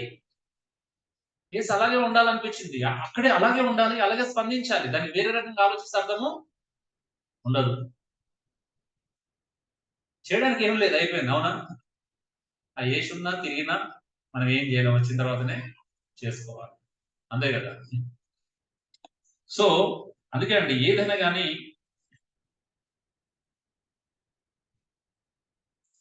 దేవునికి అప్పగించుకున్నాం. చివరిగా 6-7 పాయింట్ త్వరగా ముగిస్తాను. 1 అవర్ అయిపోయిందా? ఓకే. 6వది నమ్మకత్వం. నమ్మకత్వం లేదా ఇంకేమనొచ్చు అని అంటే నిలకడత్వం అంటాం. అంటే 2 విషయాలు ఇక్కడ నుంచి నేర్చుకుంటాం. మిమ్మల్ని హెచ్చరించుచు ఇదియే దేవుని సత్యమైన కృపాని సాక్ష్యం చెబుతూ సంక్షేపంగా వ్రాసి మీకు నమ్మకమైన సహోదరుని నేనెంచిన సిల్వాను చేత దీన్ని పంపుచున్నాను. ఈ సత్య కృపలో నిలకడగా ఉండుడి. అంటే ఏమంటాడు పేతురు? 2 విషయాలు చెప్తున్నాడు ఇక్కడ. ఒకటి 2 విషయాలు నేర్చుకోవచ్చు ఈ పాయింట్ నుంచి. నమ్మకత్వం లేదా నిలకడత్వం, రెండు విషయాలు నేర్చుకోవచ్చు. రెండింటి ఒకటే పాయింట్ గా నేను చెప్తున్నాను. ఏంటి అని అంటే ఈ సత్యకృపను అంట, దీని ఏమన్నాడు పేతురు? సత్యకృప అంటే స్వార్థ అనేది అన్నిటికంటే గొప్పది కదా. దేవుడు మనకు సత్యాన్ని కృపను అప్పగించబడింది. దాన్ని మనం పేతురు అపోస్తుల ద్వారా ఇతరుల ద్వారా మనం అందుకున్నాం. దానిలో ఏం చేయాలంట? నిలకడగా ఉండాలంట. ఎలా ఉండాలి? నిలకడగా ఉండమంటున్నాడు, తొట్టిల్లకూడదు. అందుకే ఈ నిలకడగా ఉండే పనిలో ఉండటానికి పేతురు ఏం చేసిందంట? నమ్మకమైనటువంటి, నేను నమ్మకుడని ఎంచినటువంటి సిల్వాను చేత మీకు ఈ పత్రిక రాసి పంపుతున్నాను. నిజంగా సిల్వాను మరి విచిత్రమైందని తెలుసా? సిల్వాను పౌలుతో కలిసి పనిచేశాడు, పేతురుతో కలిసి కూడా పనిచేశాడు. అవునా? అంటే అపోస్తులు అప్పుడు అలాగే ఫీలింగ్ లేవు, ఇది మాది మీది అనేది లేదు. ఉందా? సిల్వాను మనం ఎవరితో చూస్తున్నాం? పౌలుతో కూడా చూసాము, పేతురుతో కూడా చూసాం. మేబీ నేను ఒకటే సిల్వాన్ అనుకుంటాను. ఒకవేళ ఏమైనా ఉంటే తర్వాత పరిశోధన చేసి మళ్ళీ ఏమైనా మార్చుకుంటే మార్చుకుంటాం. ఓకే. సో పౌలు కూడా ఏమన్నాడు? సేమ్ పర్సన్ అన్న, సేమ్ పర్సన్. అది థ్యాంక్ యూ సార్. సో అంటే ఎంత అద్భుతమైన విషయం అని అంటే, పౌలు తీతుకు తిమ్మోతి రాసినప్పుడు ఏమంటాడు? బోధ ఎవరికి అప్పగించుకున్నాడు? నమ్మకమైన వ్యక్తులకు అప్పగించుకున్నాడు. నిజమే, సిల్వాను చాలా నమ్మకస్తుడు, పౌలు కూడా. అవునా? అందుకే పేతురు కూడా ఆ నమ్మకస్తుడు కాబట్టే ఆ బాధ్యత నాకు అప్పగించాడు. ఆ పత్రిక ఇవ్వడమే కాదు, పత్రిక అందించి ఆ పత్రికలో ఉన్న విషయాలు వివరంగా చెప్పడము, ఆ ప్రజలను బలపరచడం, స్థిరపరచడం, ప్రోత్సహించడం అనేది ఎలా చేయాలి? నమ్మకంగా చేయాలి. నమ్మకత్వం అనేది ఇక్కడ చాలా ప్రధానమైనటువంటి విషయంగా మనం చూస్తున్నాం. అంటే పనిలో నమ్మకత్వం గురించి మాట్లాడుతున్నాడు. రెండోది ఏంటంటే దేవుడు మనకి ఇచ్చినటువంటి రక్షణలో సత్యకృపలో నిలకడగా ఉండాలి. అప్పుడే నువ్వు తొట్టిలో, అప్పుడే నువ్వు చాలా స్ట్రాంగ్ గా ఉంటావు. సో కాబట్టి మనం నమ్మకంగా ఉంటున్నామా లేదా ఒకసారి చెక్ చేసుకుందాం. మన విశ్వాసం పనిలో మీకు ఏదైనా పని అప్పగించబడితే నమ్మకత్వాన్ని ప్రదర్శించాలి. అవునా? అంతే కదా. మీరు మీ సెక్యులర్ ఉద్యోగాలు కూడా ఏముండాలి? ఫస్ట్ నమ్మకత్వం. అవునా? ఇక్కడ మీకు ఏమైనా పని అప్పగించినా నమ్మకంగా చేయండి. ఇక్కడ పని అప్పగిస్తే నమ్మకంగా చేయాలి. నమ్మకస్తులకి అప్పగించబడదు, అందరికీ అప్పగించబడదు. సో ఒక పని అప్పగిస్తారంటే ఒక వ్యక్తిని నమ్మితేనే అప్పగిస్తాడు. అవునా? మీ వల్ల అవుతుంది, మీరు కేపబుల్ పర్సన్ అన్నప్పుడే మీకు అప్పగిస్తారు. సో అది చాలా ప్రధానమైన విషయం. అందుకే చివరి 13-14 వర్షం చూస్తే, బబులోనులో మీ వల్ల ఏర్పరచబడిన ఆమెయు నా కుమారుడైన మార్కును మీకు వందనములు చెప్పుచున్నారు. ప్రేమ గల ముద్దుతో ఒకరికొకటి వందనములు చెప్పుడి. క్రీస్తునందున్న మీకు అందరికీ సమాధానము కలుగును గాక. ఆమె 7వ వచనం ప్రేమతత్వం. ముగింపులో ప్రేమతత్వాన్ని ప్రదర్శించడం మనం చూస్తా ఉన్నాం. ఎలా? ఏర్పరచబడిన అమ్మ అంటే కొంతమంది స్కాలర్లు ఏమంటారు అంటే పేతురు భార్యగా కొంతమంది వర్ణిస్తా ఉన్నారు. ఏర్పరచబడిన అమ్మ అంటే ఏర్పరచబడిన అనే మాట ఏదో పరిచర్య కొరకు దాని కొరకు కాదండి, మళ్ళీ వేరే రకంగా దాన్ని తీసుకోకూడదు. సో అక్కడ ఉన్న స్థానిక సంఘాన్ని వాళ్ళు ఆతిథ్యం ఇచ్చేటువంటి గుంపులో ఉన్నట్టుగా ఉంది. అక్కడ నుంచి సంఘానికి ఏం చేస్తున్నారు? వందనాలు తెలియపరుస్తున్నారు. కాబట్టి అంటే ప్రేమతత్వం, సంఘానికి ఉండే ప్రేమతత్వం ఏంటంటే గ్రీటింగ్స్ అనేది చాలా ప్రధానమైనటువంటి అంశంగా పౌలు పేతురు చివరి వచనాలు మనం చెప్పడం చూస్తాం. అవునా? ఒకటి గ్రీటింగ్స్ విత్ బ్లెస్సింగ్స్, రెండు ఉంటాయి. అవునా?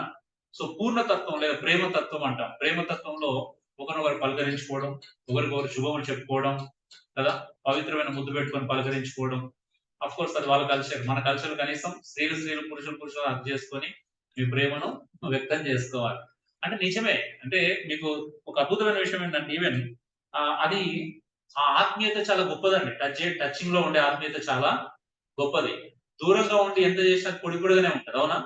దగ్గర తీసుకోవడం. ఇప్పుడు ఎవరైనా మన ఊరికి వెళ్ళినప్పుడు కొంతమంది మన బంధువులు ఏం చేస్తారు? చూడగానే దగ్గర తీసుకుంటారు. ముసలోళ్ళు కానీ దగ్గరికి వచ్చి పట్టుకుంటారు. అందులో కొంతమందికి చికాగా అనిపిస్తుంది కానీ లోతుగా చూస్తే ఒక అద్భుతమైన ఆత్మతత్వం ఉంటుంది, ప్రేమతత్వం. అది అర్థం కాదు అందరికి. దగ్గర తీసుకుంటే చికాకు పడతారు చాలా మంది. అవునా? ముసలావిడ ప్రేమతో దగ్గర తీసుకున్నారు, ఆత్మీయత వెళ్ళబోస్తుంది. ఆత్మీయతను కూడా రిసీవ్ చేసుకునే స్టేజ్ మనం దాటిపోతున్నాం కొంతమంది. అవునా? ఈ రోజు అలా అయిపోయారు. పిల్లలు ఎవరైనా ముసలోళ్ళ దగ్గర తీసుకుంటే యాక్సెప్ట్ చేయరు. అవునా? పిల్లలు అది ఎక్కువ చూస్తాం. ఆ ప్రేమను అంగీకరించలేని స్వభావం వస్తుంది. నేర్పించండి, ఆ టచింగ్ నేర్పించండి. పిల్లల దగ్గర తీసుకోవడం, ముద్దు పెట్టుకోవడం, ఆ ప్రేమతత్వాన్ని అలవాటు చేయండి. అది వాళ్ళకి ఎంతో కంఫర్ట్ గా ఉంటుంది. అది మామూలు విషయం కాదండి. నిజమే. ఒకటి అనిపిస్తుంది మన జనరేషన్ లో అంటే క్రైస్తవ పరివారంలో కొంత ఈ హక్కులు దగ్గర తీసుకోవడం, తల్లి బిడ్డలు ముద్దు పెట్టుకోవడం, అంటే ఒక కొడుకు 40 ఏళ్ళకి వచ్చిన 50 ఏళ్ళకి వచ్చిన ముద్దు పెట్టుకునే కల్చర్ నాకు బాగా నచ్చుతుంది. కానీ హిందూ కల్చర్ అది చూడం కదా. అసలు తండ్రి కొడుకును ఎత్తుకున్న సందర్భాలు, దగ్గర తీసుకొని కౌగిలించుకున్న, ముద్దు పెట్టుకున్న సందర్భాలు అయితే ఉండవు అసలు చెప్పాలి అంటే. కానీ క్రైస్తవత్వం చాలా గొప్పది. క్రైస్తవత్వం చాలా ఉన్నతమైనది. నాకు అంటే నేను కొత్తగా వచ్చినప్పుడు ఇక్కడికి పీటర్ వాళ్ళ అమ్మ అంటే వాళ్ళ దగ్గర తీసుకొని సునీలను ముద్దు పెట్టుకున్న సుధీరను అంటే అది నేను చూశాను. చాలా అద్భుతంగా అనిపించేది అది. చాలా గొప్పగా అనిపించేది. అంటే ఏముంటది ఇంతకంటే అవును కదా! ప్రతి ఒక్కరిని బిడ్డలుగా భావించి దగ్గర తీసుకొని ఆ ప్రేమను అంటే విషయం చెప్పినప్పుడు గాని, దగ్గర తీసుకొని ఒక స్పెషల్ ఒక ప్రత్యేకమైన అకేషన్ వచ్చినప్పుడు గాని, మీట్ అయినప్పుడు గాని, ఒక లాంగ్ గ్యాప్ వచ్చి మీట్ అయినప్పుడు గాని దగ్గర తీసుకొని ముద్దు పెట్టుకోవడం. అంటే ఆ ప్రేమ ఎందుకు మనం ప్రదర్శించకూడదు? క్రైస్తవంలో అదే ప్రేమ ప్రదర్శించబడాలి. అవునా కదా! ఈరోజు మినిమమ్ తల్లిని గౌరవించలేని స్థితిలో మనం చూస్తున్నాం. సంఘంలో ఎంత చేసినా కూడా ఇంట్లో తల్లిని అమ్మా అని మన ప్రేమగా ఎప్పుడైనా పిలిచారని ఎంతమంది పిలుస్తారు చెప్పండి? ఎంతమంది దగ్గర కూర్చోబెట్టుకొని మాట్లాడారు? అంటే అవకాశం కల్పించుకొనైనా మాట్లాడాలి తల్లితో. చీదరించుకోవడము, పక్కన పెట్టడము, త్రోసి వేయడము. ఎక్కడండి ప్రేమతత్వంలో ఎదుగుతున్నామా నిజంగా మనం? అంటే ఊర్లలో ఇది చాలా విపరీతంగా అనిపిస్తది. అంటే కల్చర్డ్ ఫ్యామిలీలో నాకు ఇది చూడలేదు గానీ, ఆ ఊర్లలో అన్‌కల్చర్డ్ అంటే తప్పుగా అనుకోవద్దు ఆ మాట వాడుతున్నాను. నేను ఉద్దేశంగా వాడట్లేదు కానీ తెలివనితనం. అంటే చదువుకున్న వాళ్ళు నిజంగా ప్రేమను ప్రదర్శిస్తారు. మంచిగా మర్యాద నేర్చుకుంటారు. ఇప్పుడు మనకు ఊర్లలో చదువుకున్నా కూడా అది రాదు గదా! నిజం చెప్పండి. ఎంబీఏ చేసినా, మంచి డిగ్రీ చేసినా, లేకపోతే బీటెక్ చేసినా, ఎంటెక్ చేసినా ఊర్లలో ఉంటే సంస్కారం రాదు. విచిత్రం ఏంటంటే నాకు అదే చూస్తున్నాను. సంస్కారం అనేది చదువును బట్టి రాదనేది ఫ్యాక్ట్ అనేది నిజమే అది. కదా! సంస్కారం అనేది మనసులో ఉండాలి. వ్యక్తిత్వంలో ఉండాలి. చదువును బట్టి సంస్కారం వస్తా అనుకోవడం మూర్ఖత్వం ఈరోజు. ఒక తల్లిని దగ్గరకు తీసుకోవడం, తల్లి ఏదన్నా అడిగితే వెంటనే కోపగించుకోవడమో, చీదరించుకోవడమో, తూగొట్టడమో, ఛీ అనడమో ఎంత భయంకరమైన విషయం తెలుసా? ఎప్పుడన్నా ఫీల్ అయితే మాటలు చేసినప్పుడు అయ్యో! నా సొంత తల్లి ఒకవేళ కోపం వచ్చి అన్నా కూడా తర్వాతన్నా రిగ్రెట్ ఎప్పుడన్నా అయితామా? సరే వచ్చింది కోపం వచ్చింది నచ్చలేదు అన్నావు. కానీ రిగ్రెట్ అయినావా ఎప్పుడన్నా? ఇప్పుడు నా భార్య కోపం మీద వచ్చినా రిగ్రెట్ అవుతాం ఏంటి? అనడం ఇష్టం ఉండదు కాబట్టి. అవునా? ఇప్పుడు మా నాన్న మాకు అనడం ఇష్టం ఉండదు. ఒకవేళ అన్నలో చేస్తామంటే లోపల ఫీల్ అయితాం. అయ్యో! మా నాన్న అలా చేయకపోతే బాగుండు. ఒత్తిడి గురవుతాం. మంచిగుండాలని కోరుకుంటాం. అవునా? ఆయన చూడగానే దగ్గర తీసుకోవాలనిపియాలి గానీ, అవాయిడ్ చేయాలనిపించు అంటే ఇంటెన్సిటీ ఉండకూడదు మనకు. అవునా? ఈవెన్ నేను చాలా మంది విషయంలో నేను జయించినది. అది ఎవరైనా కావచ్చు. పెళ్ళైన కొత్తలో అత్తమామలు కావచ్చు, లేకపోతే ఇంకెవరైనా కావచ్చు. హ్మ్. ఈవెన్ నేను తర్వాత ప్రేమించడం నేర్చుకున్నాను. ప్రభు దగ్గర ఫైట్ చేశాను నేను ఆ విషయంలో. స్టార్టింగ్‌లో ఇప్పుడు ఒక సంబంధాలొచ్చినాయి. ఈవెన్ మా కరీంనగర్ కుక్షిపతిలో వాళ్ళ సంబంధం వచ్చిన తర్వాత ఇది చెప్పి ముగిస్తాను. ఎందుకనంటే ప్రేమతత్వం ఎందుకు మాట్లాడుతున్నానంటే నేను ఎలా నేర్చుకున్నాను. వాళ్ళ సంబంధం వచ్చిన తర్వాత అమ్మాయి ప్రభులో ఉన్న వాళ్ళు వచ్చిర్రు. అయితే వాళ్ళ అన్నదమ్ములు పెద్దన్న, చిన్నోడు. భయంకరంగా నలుగురు అన్నదమ్ములైతే ఇద్దరు భయంకరంగా తాగుతారు. ఆ తాగుని బట్టి అప్పుడున్న సిట్యుయేషన్ నాకు అంత మెచ్యూరిటీ లేదు. త్రాగడాన్ని నేను ఒక భయంకరమైన సిన్‌గా చూసుకున్నాను కాబట్టి వాళ్ళ వాళ్ళతో సరిగ్గా మాట్లాడలేకపోయాను. సరిగ్గా ఇబ్బందిగా నేను ఫీల్ అయ్యేవాడిని. ఎలా అప్రోచ్ కావాలో తెలవకపోతుండే వాళ్ళు. కొంచెం మాట్లాడి ముఖం మీద బావ అని పిలుస్తూ ఇంకా వరుసగా బావని అవుతాను కదా! సో, తాగే వచ్చేవాళ్ళు ఆ స్టేజ్ మీదకి నేను పరిచయం చేస్తున్నప్పుడు. అంటే వాక్య పరిచయం చేసినప్పుడు కూడా. అంటే పెళ్లి చేస్తున్నప్పుడు. చాలా ఇబ్బందిగా అనిపించింది. కానీ తర్వాత ప్రభుని అడిగాను నేను కొంచెం మంచిగా మాట్లాడితే బాగుండు. ఒక మానవునిగా ఫస్ట్ నేను ఒక హ్యూమన్ బీయింగ్‌గా బిహేవ్ చేయాలి. నేను ఒక మనిషినే కాలేదు. అప్పుడు దైవతత్వం నాలోకి ఎలా వస్తదని చెప్పండి. అవునా కదా!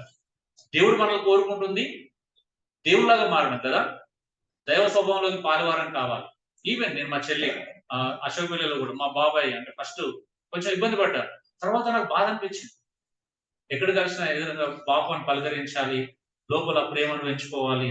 అంటే నిజమే కొన్నిసార్లు వాళ్ళు నిజమే ఇబ్బంది కలిగిస్తారు. బట్ వాళ్ళు ఇబ్బంది కలిగించారని నా క్యారెక్టర్‌లో కనీసం నేను ఏమంటారు హ్యుమానిటీ అనేది ప్రదర్శించకపోతే కనీసం ఒక మానవత్వం నా తోటి మనిషే కదా! నేను మనిషిగా కూడా ట్రీట్ చేయకపోతే నేను మనిషిని ఎలా అవుతాను? తర్వాత నేను అప్పటికి సేవలో ఉన్నా. నేను సేవకుడిననే ఫీలింగ్ ఎలా ఉండాలి? పెయిన్ వచ్చేది. బాధ అనిపించేది. అందుకే నాకు జయించి చాలా రోజులవుతుంది. అంటే అందుకే ప్రేమగా మాట్లాడడం నేర్చుకున్నాను. నాకున్న కోపానికి అసలు నా పరిస్థితి వేరు. ఆ! కోపం వచ్చిందంటే కూడా తప్పు చేస్తేనే వచ్చేది. అనవసరంగా రాకపోయేది. అయినా కూడా దాన్ని సమర్థించుకోవట్లేదు. తప్పు చేసి వస్తుంది కాబట్టి నా కోపానికి న్యాయం ఉందని నేను సమర్థించుకోవట్లేదు. నా కోపానికి న్యాయం ఉన్నా అది రైట్ కాదు. మేబీ మీ కోపాలకు న్యాయం ఉండొచ్చు. హ్మ్. మీ చీదరింపులకు మీరు న్యాయం ఉందనుకోవచ్చు. మీరు జస్టిఫికేషన్ చేసుకోవచ్చు. బట్ నువ్వు ఒక మనిషివి అనే విషయాన్ని మర్చిపోవద్దు. నువ్వు పబ్లిక్ ప్లేస్ లో ఉన్నావు కొన్నిసార్లు కదా, 10 మంది ముందు అదే మాట్లాడితే ఎలా ఉంటుంది ఒకసారి? అదే అలవాటు అవుతుంది కదా. అప్పుడు ఫంక్షన్లు ఉన్నా అలాగే బిహేవ్ చేస్తాం, ఒంటరిగా ఉన్నా అలాగే బిహేవ్ చేస్తాం. అరే ఇది నలుగురిలో ఉన్నాం, ఇక్కడ ఇలా బిహేవ్ చేయకూడదు అని ఆలోచన రాదు. సో డియర్ బ్రదర్స్, మనం మారాలి ప్రేమతత్వం ఫస్ట్. మరి సంఘంలో చూపించుకునే ప్రేమ ఇంట్లో ప్రదర్శించకపోతే అర్థం ఉండదండి. ఇప్పుడు మనం హక్ చేసుకుంటాం, బాగానే ఉంది. ఒక్కసారి ఇంట్లో మన అమ్మ నాన్నతో ఎలా ఉంటున్నాం, మన మిగతా వాళ్ళతో ఎలా ఉంటున్నాం ఒకసారి ఆలోచించుకోండి. అసలు ఫస్ట్ తల్లిదండ్రులకి మనం సరిగా లేవనుకో. నేను చెప్తున్నాను కదా, ఒక మీ నోట్లో మాట రాకపోతే, ఒక మాట చెప్తున్నాను, ఒకళ్ళు మీ నోట్లో మాట రాకపోతే ఒక పని చేయండి. వెళ్ళి ఒక్కసారి మీ తల్లి దగ్గరనో మీ తండ్రి దగ్గర పక్కన కూర్చొని చేతిని గట్టిగా పట్టుకోండి. ఒక్కసారి అవి పట్టుకొని చూడండి, మీకు ఏమైతే తెలుస్తుంది. నేను గొప్పగా మాట్లాడి అయ్యో నీకు నీ మాటల ద్వారా నీ ప్రేమను వ్యక్తం చేయడంలో నీకు రాదనుకో, పర్లేదు. నువ్వు అమ్మ నువ్వు అంటే నాకు ఇష్టం, నీతో ఇలా బిహేవ్ చేయాల్సింది కాదు, నాన్న అలా చెప్పకపోయినా కనీసం క్రైస్తవులో కానీ ఒక మనిషిలో నాలుగు చాలా ఇంపార్టెంట్ విషయాలు తెలుసా. ఒకటి, మనకంటే దగ్గరలో ఉండి ఎవరిని కిస్ చేసుకోవాలి, కిస్సింగ్ అనేది ఒకటి ఇంపార్టెంట్, హగ్గింగ్ అనేది ఒకటి ఇంపార్టెంట్, హోల్డింగ్ హ్యాండ్స్ అనేది ఒక ఇంపార్టెంట్. ఇది చెయ్యి మనం. అది 3 ఇష్టం, 4 ఇష్టం, 4 మర్చిపోయిన ఇంకోటి ఉంటుంది, ఎక్స్ప్రెషన్. నీ లవ్ ని ఎక్స్ప్రెస్ చేయి. పిల్లల దగ్గర తీసుకుంటే ప్రేమ ఉంది కాబట్టి దగ్గర తీసుకుంటాం, అవునా కదా. పిల్లల్ని ముందు పెట్టుకుంటాం, ప్రేమ ఉంటేనే ముందు పెట్టుకుంటాం. సో పెద్దలు ఎలా తీసుకోవాలో అలా తీసుకోవాలి.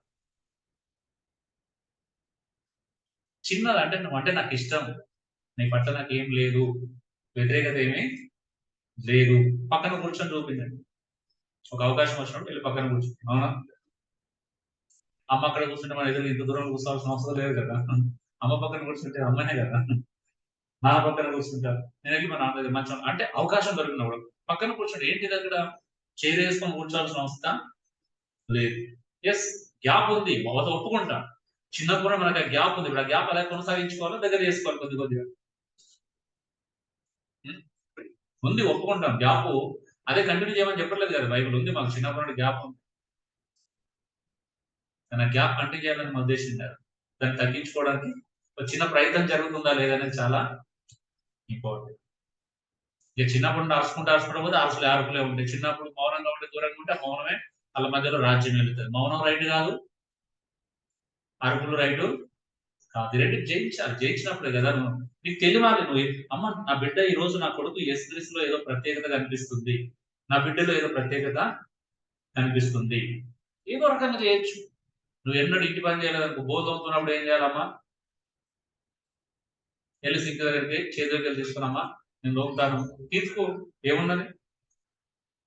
లవ్ ఎక్స్ప్రెస్ చేయడానికి 100 ఉన్నాయండి, ఎక్స్ప్రెస్ చేయకూడదంటే ఒక్కటి కూడా దొరకదు, అవునా. లవ్ ఎక్స్ప్రెస్ చేయాలంటే 100 ఉన్నాయి. సో సహోదరుల పట్ల మనం ఒకరికొకరు ముద్దు పెట్టుకొని ప్రేమతో మనం లవ్ ఎక్స్ప్రెస్ చేయొచ్చు. మరి కుటుంబంలో ఎలా ఎక్స్ప్రెస్ చేస్తున్నారో ఒకసారి చెక్ చేసుకోండి. కుటుంబంలో లోపాలు నేను చూస్తున్నాను కాబట్టి ఈ మాట చెప్తున్నా. అన్ని కుటుంబాల లోపాలు ఉన్నాయి, మనం సరిదిద్దుకునే లోపాలు ఉన్నాయి కాబట్టి నేను చెప్తున్నా. సో అందుకే యేసుక్రీస్తు యొక్క సమాధానం మీ అందరికీ, అన్నింటిలో ఫైనల్ ఏం కావాలా, సమాధానం, పీస్ కావాలి, షాలో, అందరికి షాలో. థ్యాంక్ యూ లార్డ్, ప్రార్థన చేస్తున్నాను. Thank you Jesus.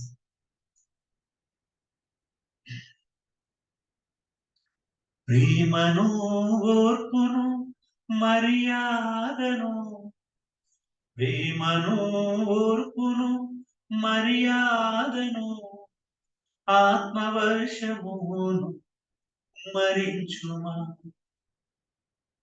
నీ ఆత్మవర్షమును కుమ్మరించుమా, నీవు కుమ్మరించుమా, నీవు ఫలములు ఇవ్వరావయ్యా. విశ్వాసము, శాంతియు, సంతోషము, విశ్వాసము, శాంతియు, సంతోషము, సమాధానమును యువరామయ్యా, సమాధానమును యువరామయ్య, నీవు యువరామయ్యా, నీరు ఫలములు నింపరామయ్యా. ఈ లోకపు యాత్రలో బాటసారులం, ఈ లోకపు యాత్రలో బాటసారులం, ఈ జీవన కడలిలో పరదేశులం, ఈ జీవన కడలిలో పరదేశులం, మేము పరదేశులము, నీరు ఫలములు నింపరామయ్యా. నీ సిలువ ప్రేమను మరువలేనయా, నీ సిలువ ప్రేమను మరువలేనయా, నీ తోడు లేక నేనుండలేనయా, నీ తోడు లేక నేనుండలేనయా, నేనుండలేనయా, నీరు ఫలములు నింపరామయ్యా. కారణమేమియు లేక కరుణించితివి, కారణమేమియు లేక కరుణించితివి, కృపచేతనే మమ్ము రక్షించితివి, నీ కృపచేతనే మమ్ము రక్షించితివి, మమ్ము రక్షించితివి, నీదు ఫలములు నింపరామయ్యా. అవును కృప, ఎంతో అద్భుతమైన కృప, నీ ప్రేమ, నీ ఓర్పు, నీ మర్యాద ఈరోజు మాకు కావాలి. నీ విశ్వాసం, నువ్విచ్చే సమాధానం, నువ్విచ్చే సంతోషం మాకు కావాలి ప్రభా. నువ్వు ఇచ్చేటువంటి లోకంలో నిజంగా మేము యాత్రికులం, పరదేశం, అట్టిగానే అట్టి రీతిగా బ్రతకడానికి మాకు సహాయం దయచేయమని వేడుకోవచ్చు ప్రభా. నీ స్థిలో ప్రేమ లేకపోతే మేము లేము ప్రభా. నీ సర్వ కృపాని దేవుడు ప్రభు, నీ కృప లేకపోతే మేము లేము. నువ్వు సత్య కృపలో నిలకడగా ఉండాలని కోరుకుంటున్నావు. నీ కృప లేకపోతే మేము లేము ప్రభా. నిజంగా ప్రభా, నీ కృప ద్వారా సంఘానికి నువ్వు కాపురత్వాన్ని ఇచ్చావు. ప్రతి వ్యక్తి దీనత్వాన్ని కలిగి జీవించాలని నువ్వు కోరుకుంటున్నావు. శత్రుతత్వాన్ని ఎలా ఎదిరించాలో నేర్పించావు. విశ్వాసంలో ఎలా స్థిరత్వం కలిగి ఉండాలో నేర్పించావు. మేమందరం కూడా శ్రమల ద్వారా ఎలా పరిపూర్ణత్వంలోకి వెళ్ళాలి, పూర్ణత్వంలోకి ఎలా ప్రవేశించాలో తెలుసుకున్నాం. అలాగే నమ్మకత్వం, నిలకడత్వం ఎలా కలిగి ఉండాలి ప్రభా. మీరు మాకు ఇచ్చినటువంటి విశ్వాసంలో, రక్షణలో ఆ నిలకడత్వం ప్రభా, మీరు మాకు అప్పగించిన పనిలో నమ్మకత్వాన్ని కలిగి ఎలా ఉండాలో నేర్చుకున్నాం ప్రభు. అంత మాత్రమే కాదు ప్రభా, మేము ఒకరి పట్ల ఒకరు మా ప్రేమను ఎలా వ్యక్తం చేసుకోవాలా, ఆ ప్రేమ తత్వాన్ని ఎలా పెంపొందింప చేసుకోవాలి ప్రభా, ఈ రోజు నేర్చుకోవడం జరిగింది. ఈ 7 పాయింట్లు అందరి హృదయాల్లో మీరు ఫలింపచ్చు.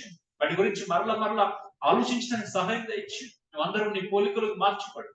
నువ్వు ఇచ్చినటువంటి గొప్ప సమాధానం మేము కలిగి జీవించడానికి మా శ్రమలంతట్లో, మా పరిచయంలో, మా పనులలో ప్రభా, మా విశ్వాసంలో నీ సమాధానం ఎప్పటికీ మాకు తోడుగా ఉంటుంది. ఈ సమాధానం బట్టి మీకు లెక్కలేని స్తోత్రాలు చెల్లిస్తాం. యుగ యుగంలోకి నీవే మహిమ ప్రభావాలకు అర్హుడు.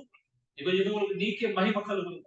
మా అందరి జీవితాల్లో ప్రభావం చేస్తున్న కార్యం బట్టి, అన్నిటి బట్టి నీకు స్తోత్రాలు. మీరందరూ నీలో ఫలింపచేయండి ప్రభు. ఈ సత్యవాక్యాన్ని అనుసరించి జీవించడానికి విన్న వాక్యం అందరి హృదయాలు ఫలింపచేయమని ప్రభా. ఈ వారంతా వారు ఎక్కడున్నా ప్రభా, ఈ వాక్యాలను బట్టి 6 రోజులు బలం పొందుకునే విధంగా ధ్యానించడానికి సహాయం దయచేయండి. వారు ఉద్యోగం చేస్తున్న చోట, వ్యాపారం చేస్తున్న చోట వారికి ఎదురయ్యే ప్రతి శ్రమలో నీ అందరి విశ్వాసంలో స్థిరపడగా ఉండటానికి సహాయం దయచేయండి. ప్రాక్టికల్ గా ఉండటానికి కొంచెం సంఘంలో వారు బలహీనపడినప్పుడు ఇతరులతో, సహోదరులతో మాట్లాడడానికి, సహవాసం చేయాలని వెంటనే పరిగెత్తే ఆలోచన రావడానికి సహాయం దయచేయండి. మేము బ్రతిమలాడుకుంటున్నాం. నీకే స్తోత్రాలు చెల్లిస్తున్నాం. విన్న వాక్యం అందరి హృదయాలు ఫలింపచేయమని మా ప్రార్థన వెంటనే తీసుకుంటున్నాం. యేసు దివ్య నామములో వేడుకొంచున్నాను పరలోకపు తండ్రి. ఆమేన్.